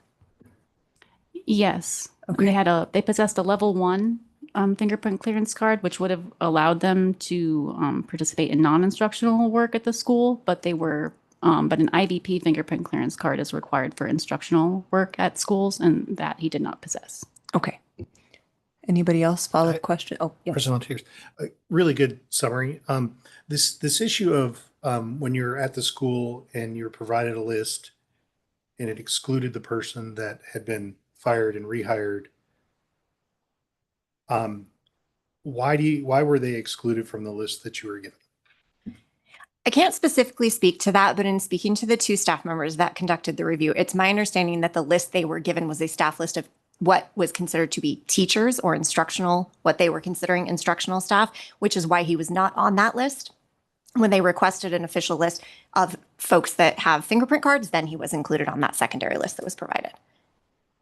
But he didn't have a fingerprint card. He had a level 1. He holds a level 1 card, not an identity verified prints card. So this would most likely be a question for the charter as well, as to why the individual was on a specific list. Yes. Correct? Yeah. I assume the charter's listening. So question. I think they're behind us. I also do want to be clear. We were aware when we came to the visit that he was likely to be on campus because in the documentation they submitted before we arrived at campus, he was listed on that list in that kitchen staff section. So I want to be very clear that we were aware he was likely to be on campus. It was our understanding he was in a kitchen staff role. Because they had asked if they could rehire after he obtained his level 1 fingerprint clearance card. Yes. Okay. But I'm sorry. No, that's fine. To be clear, this person was doing other roles than kitchen staff. So- Teacher, reading helper, and that would require the IVF, right? I want to be very clear about what staff observed and what staff was told, and then documentation we were provided. Staff observed him sitting in the cafeteria. He was not on that list, so they inquired as to what his role was. They were told he was listed as specialty, and they were told that meant he was the music teacher.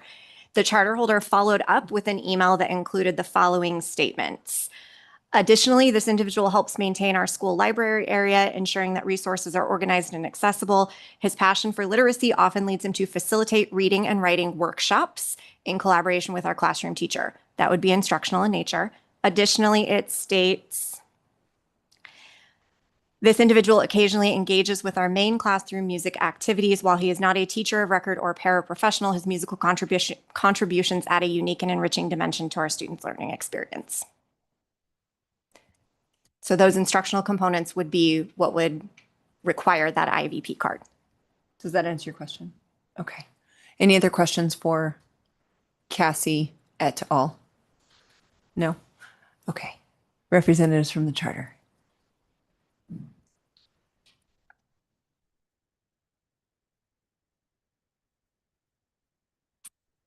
Good afternoon.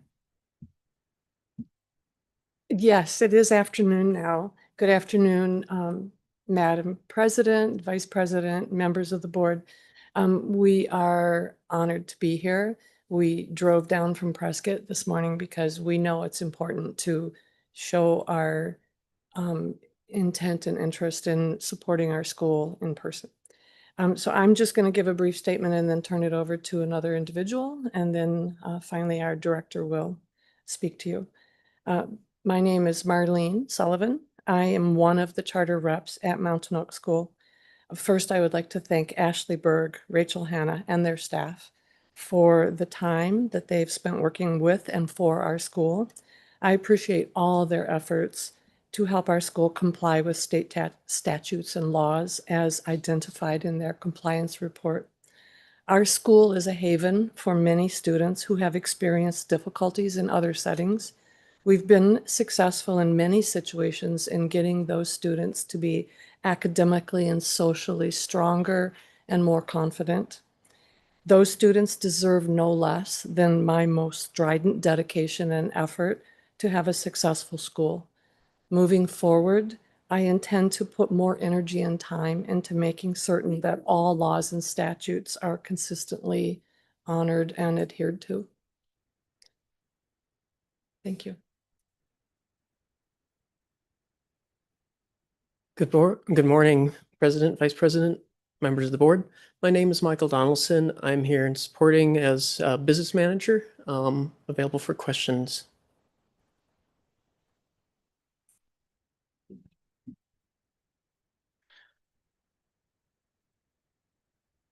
Good afternoon, Superintendent Designee Miller, President Monteith, Vice President Close, and distinguished board members.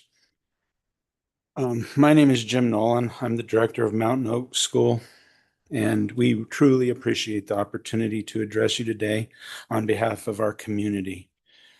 I'd like you to also bear with me. The level of nerves is through the roof because of the impact that this could have on our community. We truly appreciate your ongoing collaboration and dedication to ensure compliance.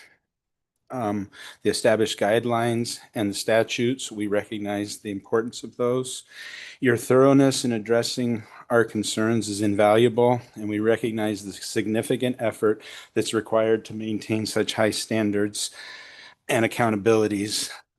Your guys' commitment is what nurtures an environment that's conducive to success within the educational community. So I also would like to thank you guys, the board staff, Rachel and Jessica, sorry, nerves. We appreciate your efforts. Now, I'm going to read this brief statement. I stand here before you as a representative of our dedicated staff and as a representative of our students. I'm an advocate for our distinctive educational experience as the only Waldorf-inspired charter school in the Prescott area.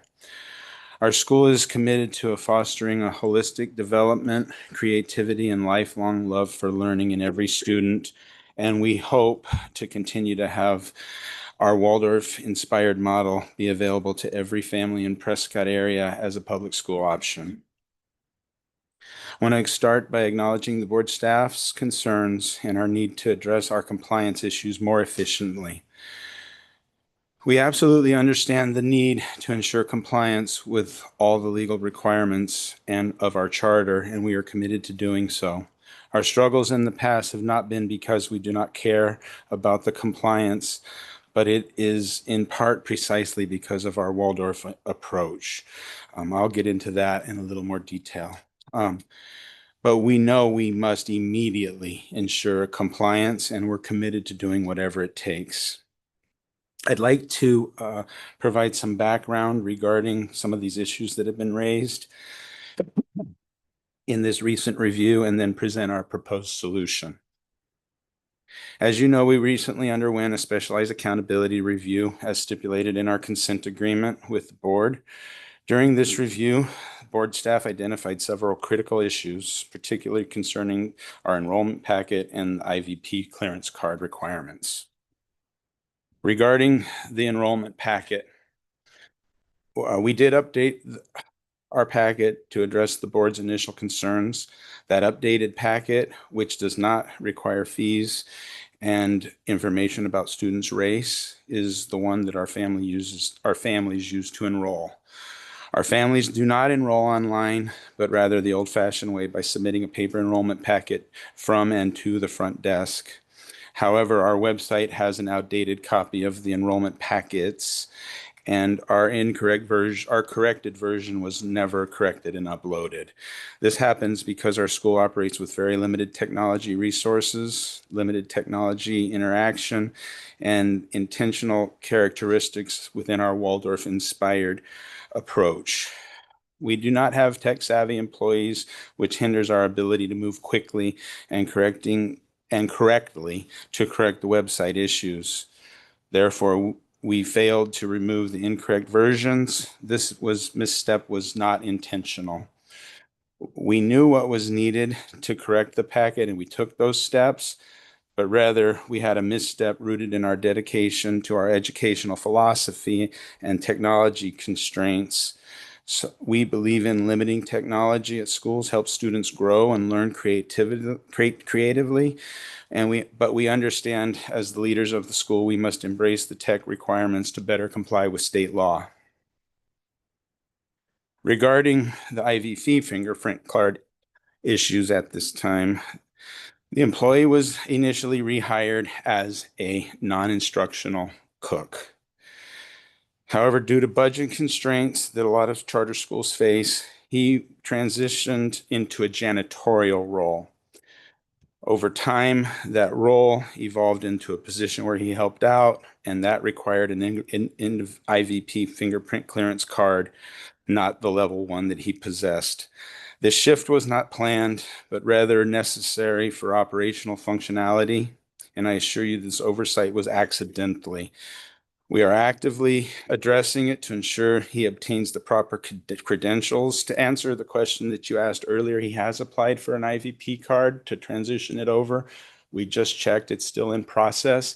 He is not on campus since we received these findings. He won't be back on campus until we have the answer from that IVP card. Since last year's findings, however, we have hired multiple employees and ensured that each new employee has proper clearance. There have been no compliance issues with any of our new hires. This was in regard to that rehire. We absolutely understand the need for compliance in this area, and again, the fact that the employee at issue changed job responsibilities after he was hired is what led us to that critical mistake. We take full responsibility for these issues and for our failure to meet the board's operational compliance requirements.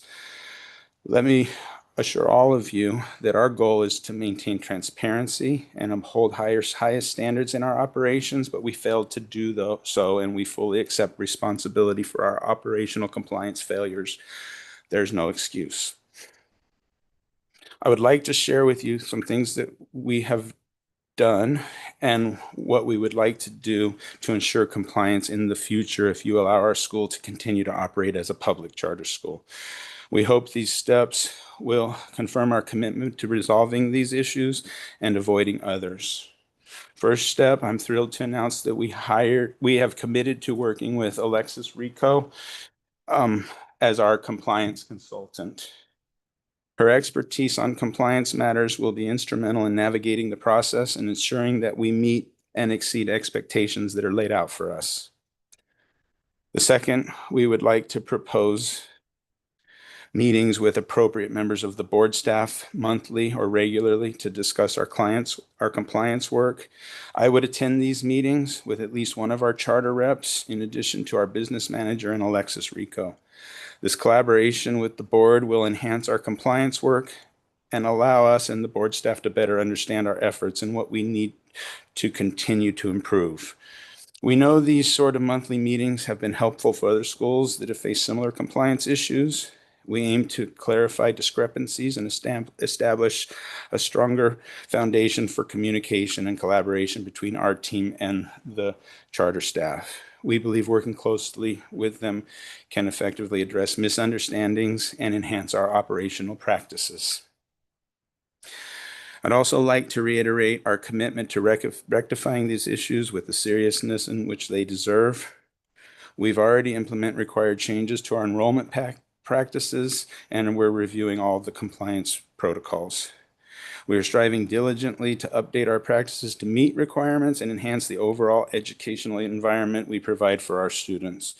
The changes that we're making are not merely about compliance. They reflect our ambition for the highest possible quality education that aligns with our Waldorf-inspired principles. Finally, I'd like to end by sharing a highlight from our ADE programmatic on-site visit, which was recently completed as well, with no corrective actions required, and a couple of brief comments from parents about our school and community. These are going to be excerpts from some communication we've recently received from our community. First comment is from a parent survey. If Mountain Oak didn't exist or was like the other schools in the area, many of the families at our school would be homeschooling instead. Mountain Oak's approach is more valuable than I think they realize.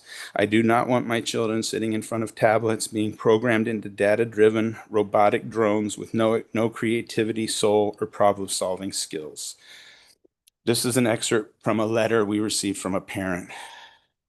I'm writing to express my appreciation for Mountain Oak Charter School and to share wholehearted support for the incredible leadership and staff that make it such a wonderful place. As a mother of 2 daughters who attend this school, I've witnessed firsthand the positive impact this community has on its students academically, emotionally, and socially. I'm especially grateful to found a school whose values align with my vision for my child's education. The hands-on curriculum, incorporating real-life experiences like agricultural gardening, even raising chickens, help keeps learning grounded, relevant, and engaging. It's a place where education feels alive and connected to the world. Another brief excerpt. I'm writing to express our gratitude and appreciation for Mountain Oak. One of my favorite things about the school is the interactions and attentiveness that take place throughout the day. Every teacher and faculty continually engage with students, which gives the entire faculty a pulse on what our child needs. My sons not only have valuable relationships with their teachers, but have developed positive connections throughout administration and the entire school. I see my children caring about all the children in different grades, and I witness a strong sense of empathy and caring. I have one more brief excerpt to read. After being homeschooled in the last 2 years, we chose to enroll our daughter at Mountain Oak School. We chose this school for smaller environments and enrichment learning that's typically not offered in public schools. Handwork, agricultural science, to name a few.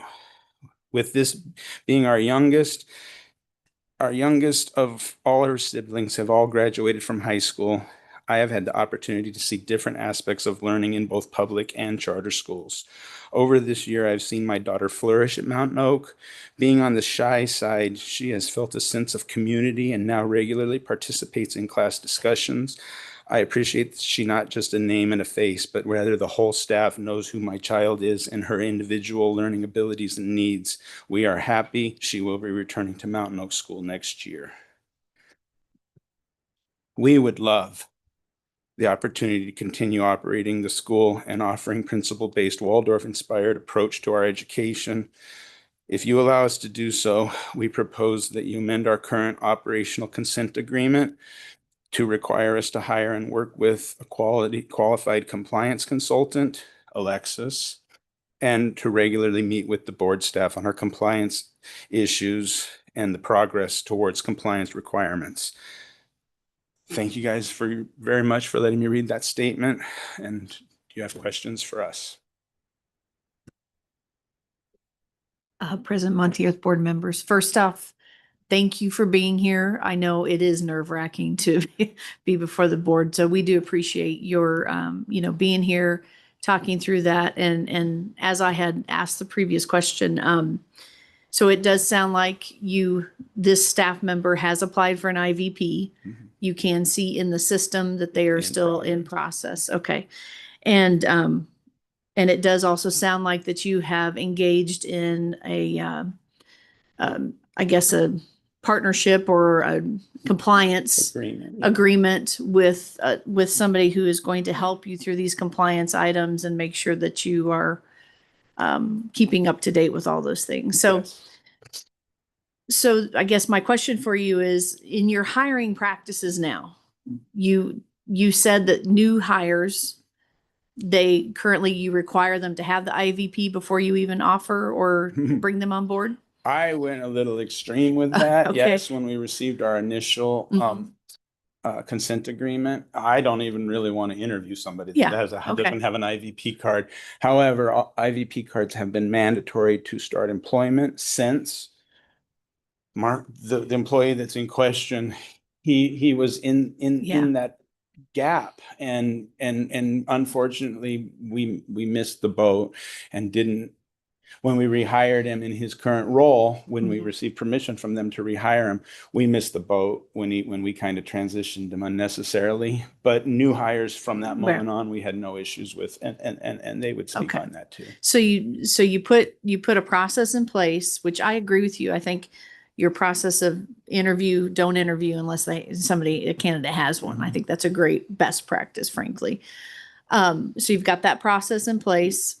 Any new hires that you've made, they have their IVP. Oh yeah. And then this individual is going to have their IVP. Or no job. Yeah. Yeah. Okay.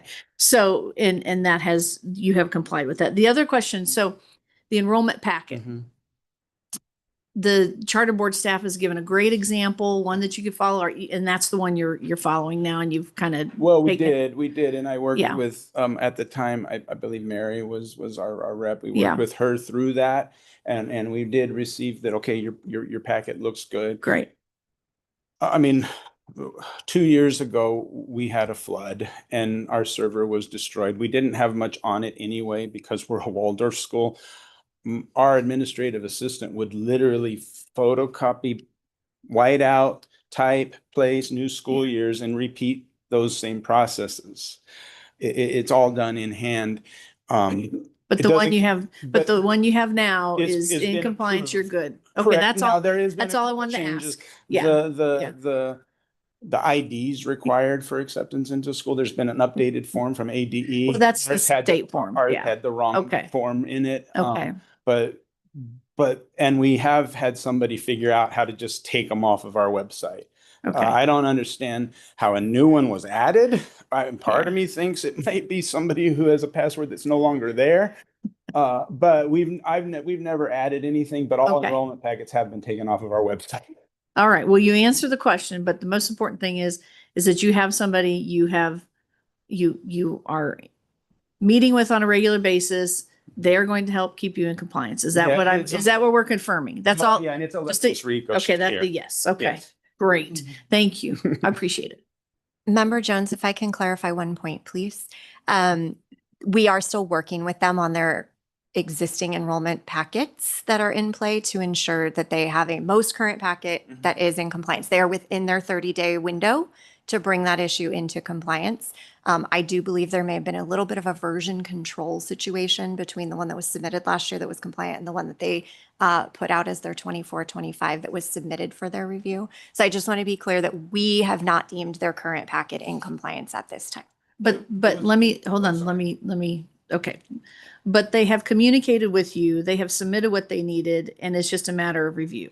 We have not seen the updated enrollment packet for the current year at this time that is in compliance. Okay, but you have a plan and you're in communication to get that information. That is correct. Okay, they have a time frame by which they need to submit it to us. Yes. Okay, so they have a time frame. Yes. And they haven't passed the time frame. Correct. Got it. Yes. That's what I need. I just wanted to make sure we were very clear. No, that's okay. And no other that's fine. No other questions.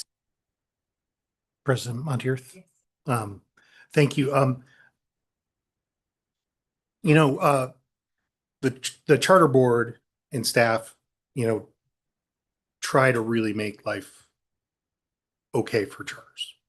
You signed a consent decree on October 4th to October 18th last year, 6.5 months ago. 6.5 months ago. And 6.5 months later, we find ourselves back in front of the board for the same stuff. A consent decree is sort of like a get out of jail free card, except it requires a lot of work. Running a school is not all about academics. It's about operations. It's about the financial stuff. And a school that doesn't exhibit an ability to follow those things, despite what your parents say, you're also failing those students. I've been on this board for 8 years. And everyone, if they've ever, like the fingerprint thing is unacceptable. So you're failing your students by making them unsafe, potentially. And the thought that you would ask us to force you to hire a consultant in the consent decree to even make that it's not. You are in charge of your school in meeting the rules. We're not in charge of telling you how to do it. And paragraph 13, the consent agreement is not long. Paragraph 13, result of noncompliance.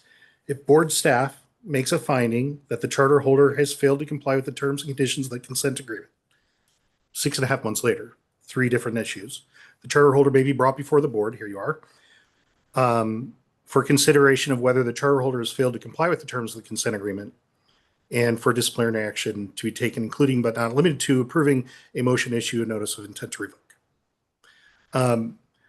I have great faith and respect for our staff, and I don't like the position they're put in to have to essentially work out a problem, give you a solution, and then have us back here 6.5 months later.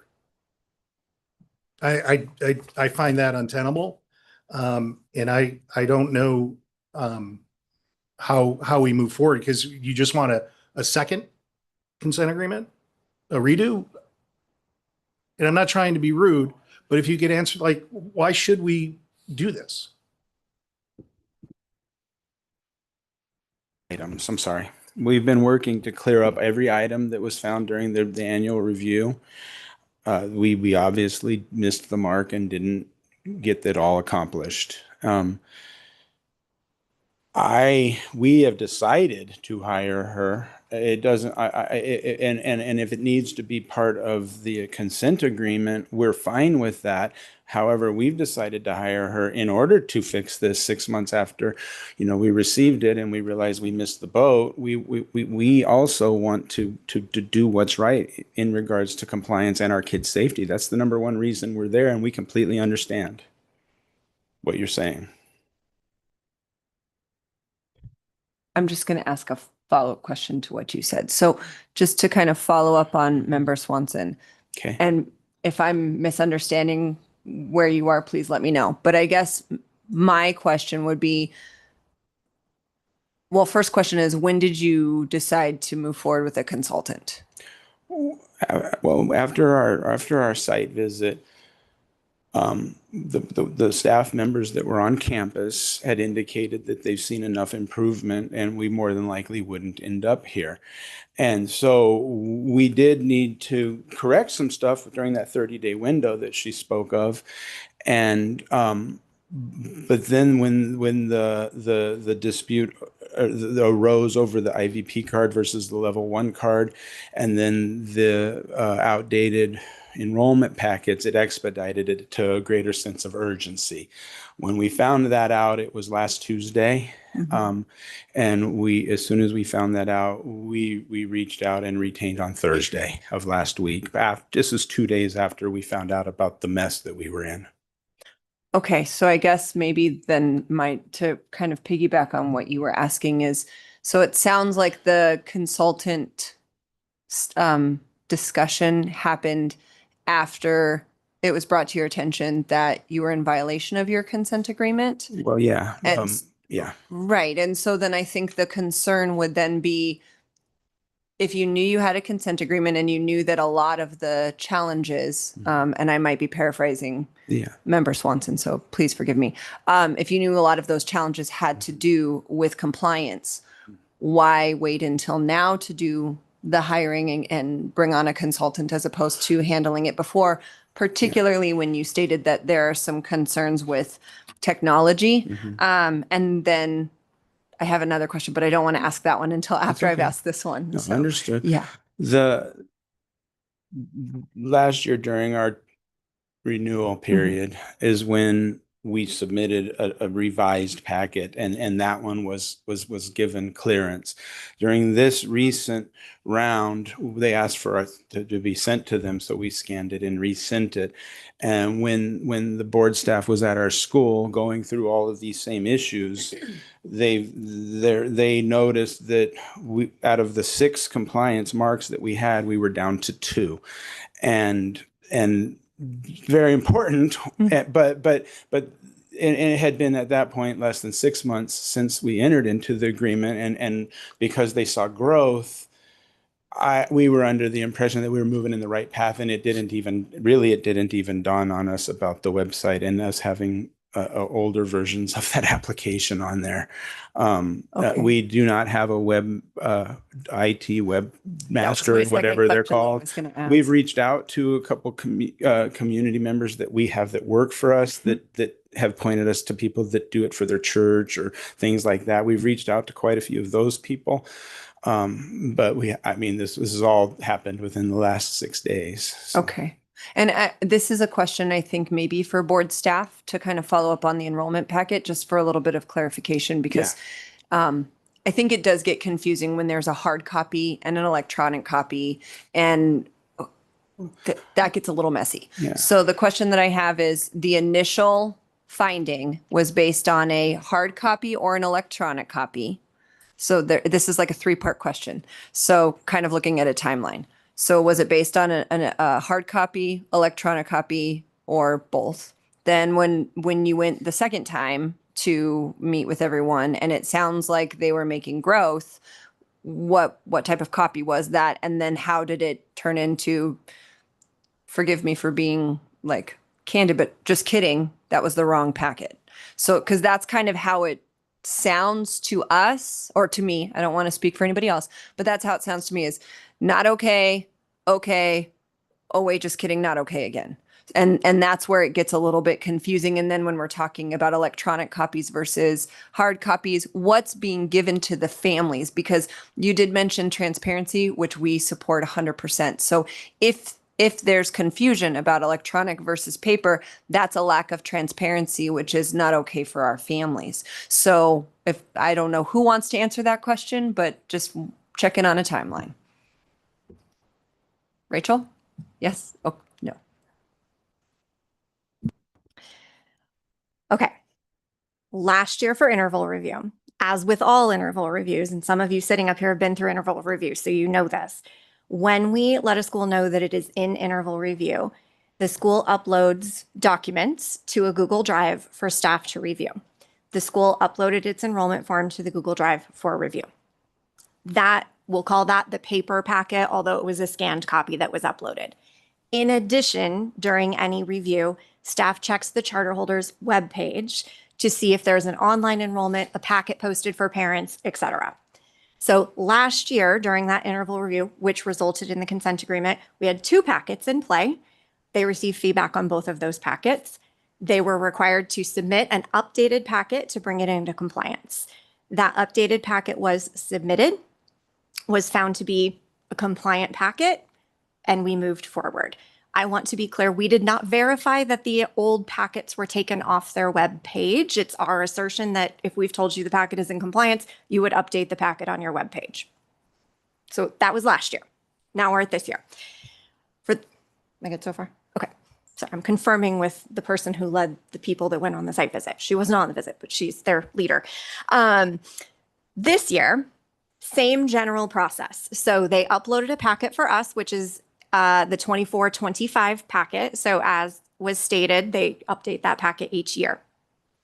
That packet that was uploaded to the Google Drive was not found to be identical to the packet that was approved last year for compliance. Specifically, there's a new statement. I'm not going to say new. There's a statement that was added back that was removed in the packet that was approved regarding the following will need to be provided prior to enrollment being processed, which then listed several items that are not required for enrollment, cannot be required for enrollment. In addition, there is at least one area, and I apologize, I'm not looking at the entire, I don't want to go through everything because it is in the materials, but there's an additional place related to students with disabilities, where an optional indicator was on the approved packet, there is no optional indicator on the packet that was uploaded for review this year. So those are two just general outliers. In addition, as part of our general review, we checked the website. Board staff identified that the 2020-2021 packet was still the main packet found on their website. It was easily identified in the menu up at the top of their homepage of their website.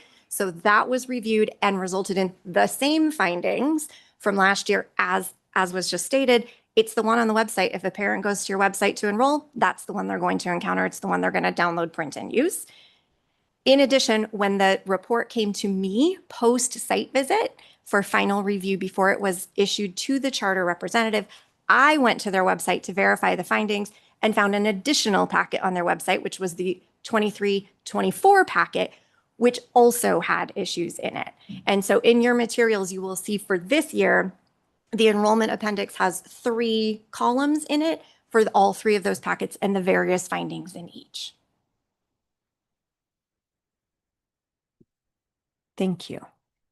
Sorry, I was not attempting to be confusing. Just wanted to make sure that for anybody who has not gone through the review process, this sounds a lot like wah, wah, bad, wah, wah, good, wah, wah, bad. So it's helpful to have some perspective, particularly when we're also looking at your model of a school. So primarily based on the information that you're sharing, you tend to go low tech. And when we're involving tech, just because that's the world we live in, it gets a little bit gray. And so I was hoping to make that a little bit more black and white for anybody who hasn't gone through the process, because it can get very confusing. Okay, thank you for answering that. And yes. And real quick, I'm so sorry. Can we see Carlos at all? I just want to make sure I'm not missing him. No hands? No, no hands. All No. right. Okay. Just checking. Okay, go ahead.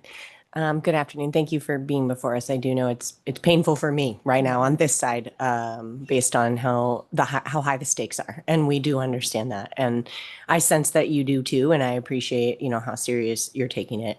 I also sense that your school accepts students, and so I think sometimes the incongruencies in state, federal, charter board trying to filter through all of those. However, I do also feel like you've received a great deal of support in doing that, right, and getting that right, including the opportunity to enter into the consent agreement, which I don't know, is anyone here present today responsible for signing the consent agreement?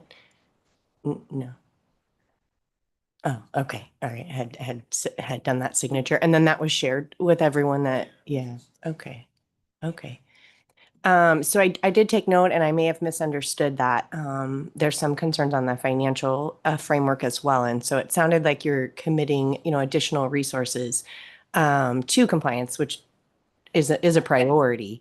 But it looked like it potentially could be a difficult time to do that if expenses are already exceeding revenue. So I was just wondering if you could speak to that briefly.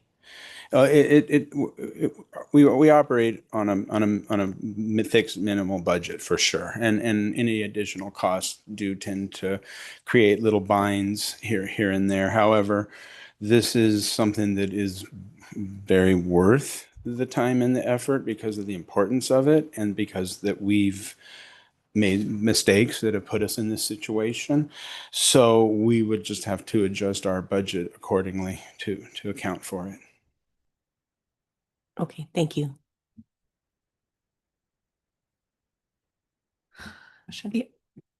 Yeah, President Montier, board members, and this could be Rachel, and it feels like this could be a timing thing too, based on, so the consent agreement, the renewal, the site visits, we have 30 days still to receive right? So I think I'm talking to, let me address Rachel first, or Actually, Member Jones, this was my call. Yeah, So okay. as the executive director, I have the ability to move an item in front of you all for consideration of issues that I believe have resulted in a false far below on the dashboard. Because of the severity of these issues and because we had confirmed compliance most recently, we have the ability to somewhat expedite the items to you. So in doing so, we did mark the dashboard, or I marked the dashboard as falls far below for the two items, the enrollment and the fingerprint clearance card issue. In doing that, we do not have to require 30 days for the charter holder to come into compliance, such that you do have the authority to take action. And I know Vicki might jump in and say otherwise or clarify for me, but it's my understanding that we do have absolutely the authority to make a determination on non-compliance or violation of the consent agreement, and also the two falls far below measures under the operational dashboard without first allowing the charter holder to rectify these 4 issues that have many issues found underneath them, right? That is within your purview to make a decision now. You don't have to require them to come into compliance with the 30 days. So there were issues of compliance that were found, and they have not had their 30 days to come into compliance. Thank you for clarification. So there is a timing situation related to this in a way. So there's a within 30 days. Describe the 30-day to me again, because this is new to me. Vicky, I'll try to explain. So once a board staff goes out and does their reviews, whether it is under specialized accountability or part of their regular monitoring, or we find a compliance issue with a complaint, once an issue is found, it is marked on the dashboard. At that point, we typically provide a charter holder 30 days to come into compliance on most issues. Once we work with the charters throughout those 30 days to come into compliance, and they ultimately, like you saw last year, we get them into compliance, and then they come in front of you for that consideration. Now, there are exceptions to that 30 days of what we provide for the charter holders to come into compliance. And that is when we have issues of potential student safety, that we have breach of contract under the operational consent agreement in violation, that these issues can't be rectified. They already were found to be out of compliance, and therefore there really is no way that they could show that they were actually in good standing under the consent agreement or the dashboard. But I'll hand it over to Vicki to answer any other, or to add any other additional information. I don't have anything additional. I think she's done a pretty good job of explaining that to you. Yes. Okay. Thank you, Ashley. So how many days has it been? Let me look at the original communication that went out.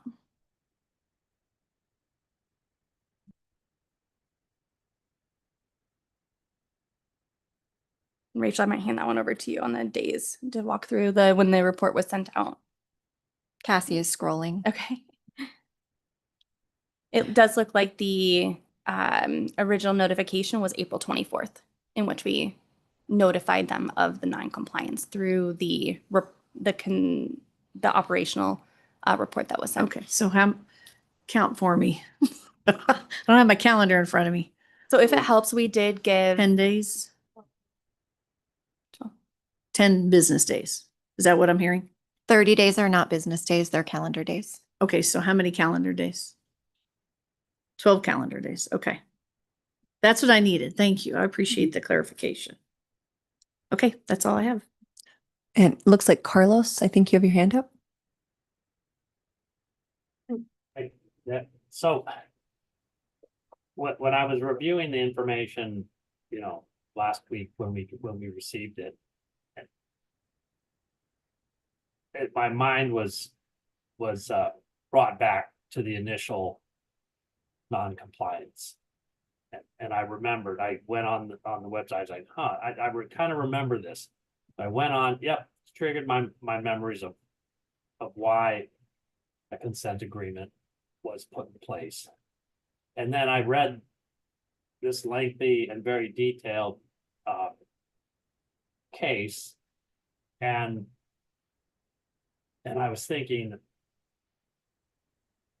it's almost like like the consent agreement should have triggered the charter holder to get things going and to just see so many so many things that were reoccurring, weren't taken care of, new things. It was very shocking to read this and I don't understand. And I mean, I get you have a type of school that you're running, but that, to me, that's not an excuse for why the operations are not being handled properly. That when I hear that as an excuse, I think that, well, that's not an excuse. That a charter operator can operate differently because of a philosophy that they're trying to impart on the students that they're serving. So I just find this, it's very disappointing that the consent agreement wasn't taken seriously. Now it's being taken seriously, but what's to ensure that any kind of modification is going to be taken seriously, or that once, if you're successful in getting out, that something doesn't just slide back. So those are just a few comments that I have.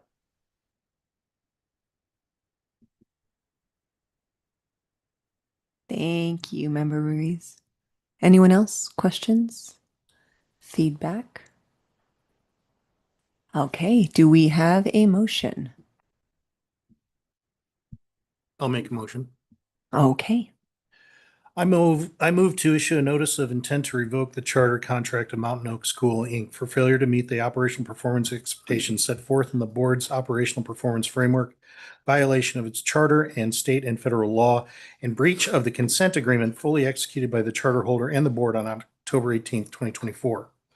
Mountain Oak School, Inc. is hereby given notice that it must comply with requirements set forth in administrative rule regarding notice to the school, staff, parents, and guardians of the notice of intent to revoke and with required submissions to the board. A motion has been made. Do we have a second? I'll second that. Okay, roll call, please. Vice President Close. Aye. Superintendent Designee Miller. I want to thank you for your work with the families and students in Prescott and also your time and humility here today.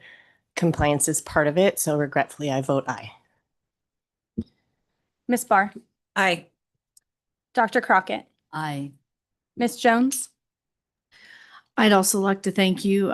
This is a difficult decision. However, the compliance part is important. And I did ask about, the 30 days compliance days. It just adds to the additional days of the consent agreement. And although, you sound like you have put some things in motion, it's the timing of it. And, I want to support the regulatory premise of what we need to do. So I vote aye. Mr. Ruiz. Aye. Mr. Swanson. I echo Superintendent Designee Miller's comments and thank you for coming here, and I vote aye. President Monteith. I too echo all the comments, and I really appreciate you being here. It's evident that you care very much. And while your mission for the school is fantastic, the compliance issues are incredibly important as well. And so I'm going to vote with my board members aye. With that, motion passes.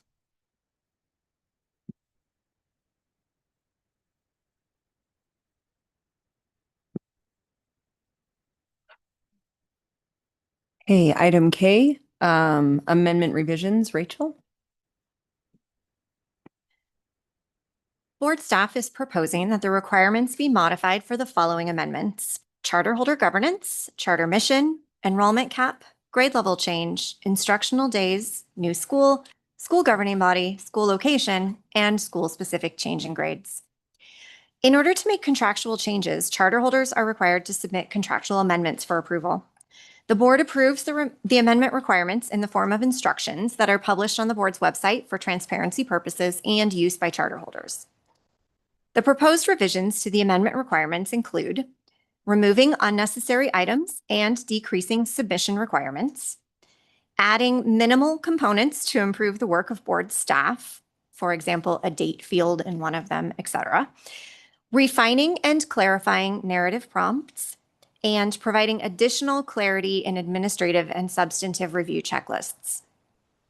In drafting and considering changes, board staff considered feedback from charter stakeholders, internal data regarding common reasons amendments are deemed incomplete, and questions board members ask of board staff and charter holders when considering amendments for approval. Additional detail on the proposed changes can be found in the board materials. The proposed changes were posted to the board's website for public comment on Tuesday, April 8th, 2025, and stakeholders were informed via the board's external newsletter on April 8th, 2025. The public comment period ended Monday, April 28th, 2025, providing 20 days for comment to be received as required. During the public comment period, 2 public comments were received, which have been included in the board materials along with the board's analysis and response to each comment. I'm available for any questions if you have them. Board members' questions? Comment, maybe question, I don't know. So we're creating efficiencies. We're minimizing additional work that is not necessary and streamlining the process. Great. Yes, yes, and yes. And with that summary, do we have a motion? Quick question. Oh, there we Sure. go. Are, Just- are, Bingy, wait, say it again. sorry, are the fees the same?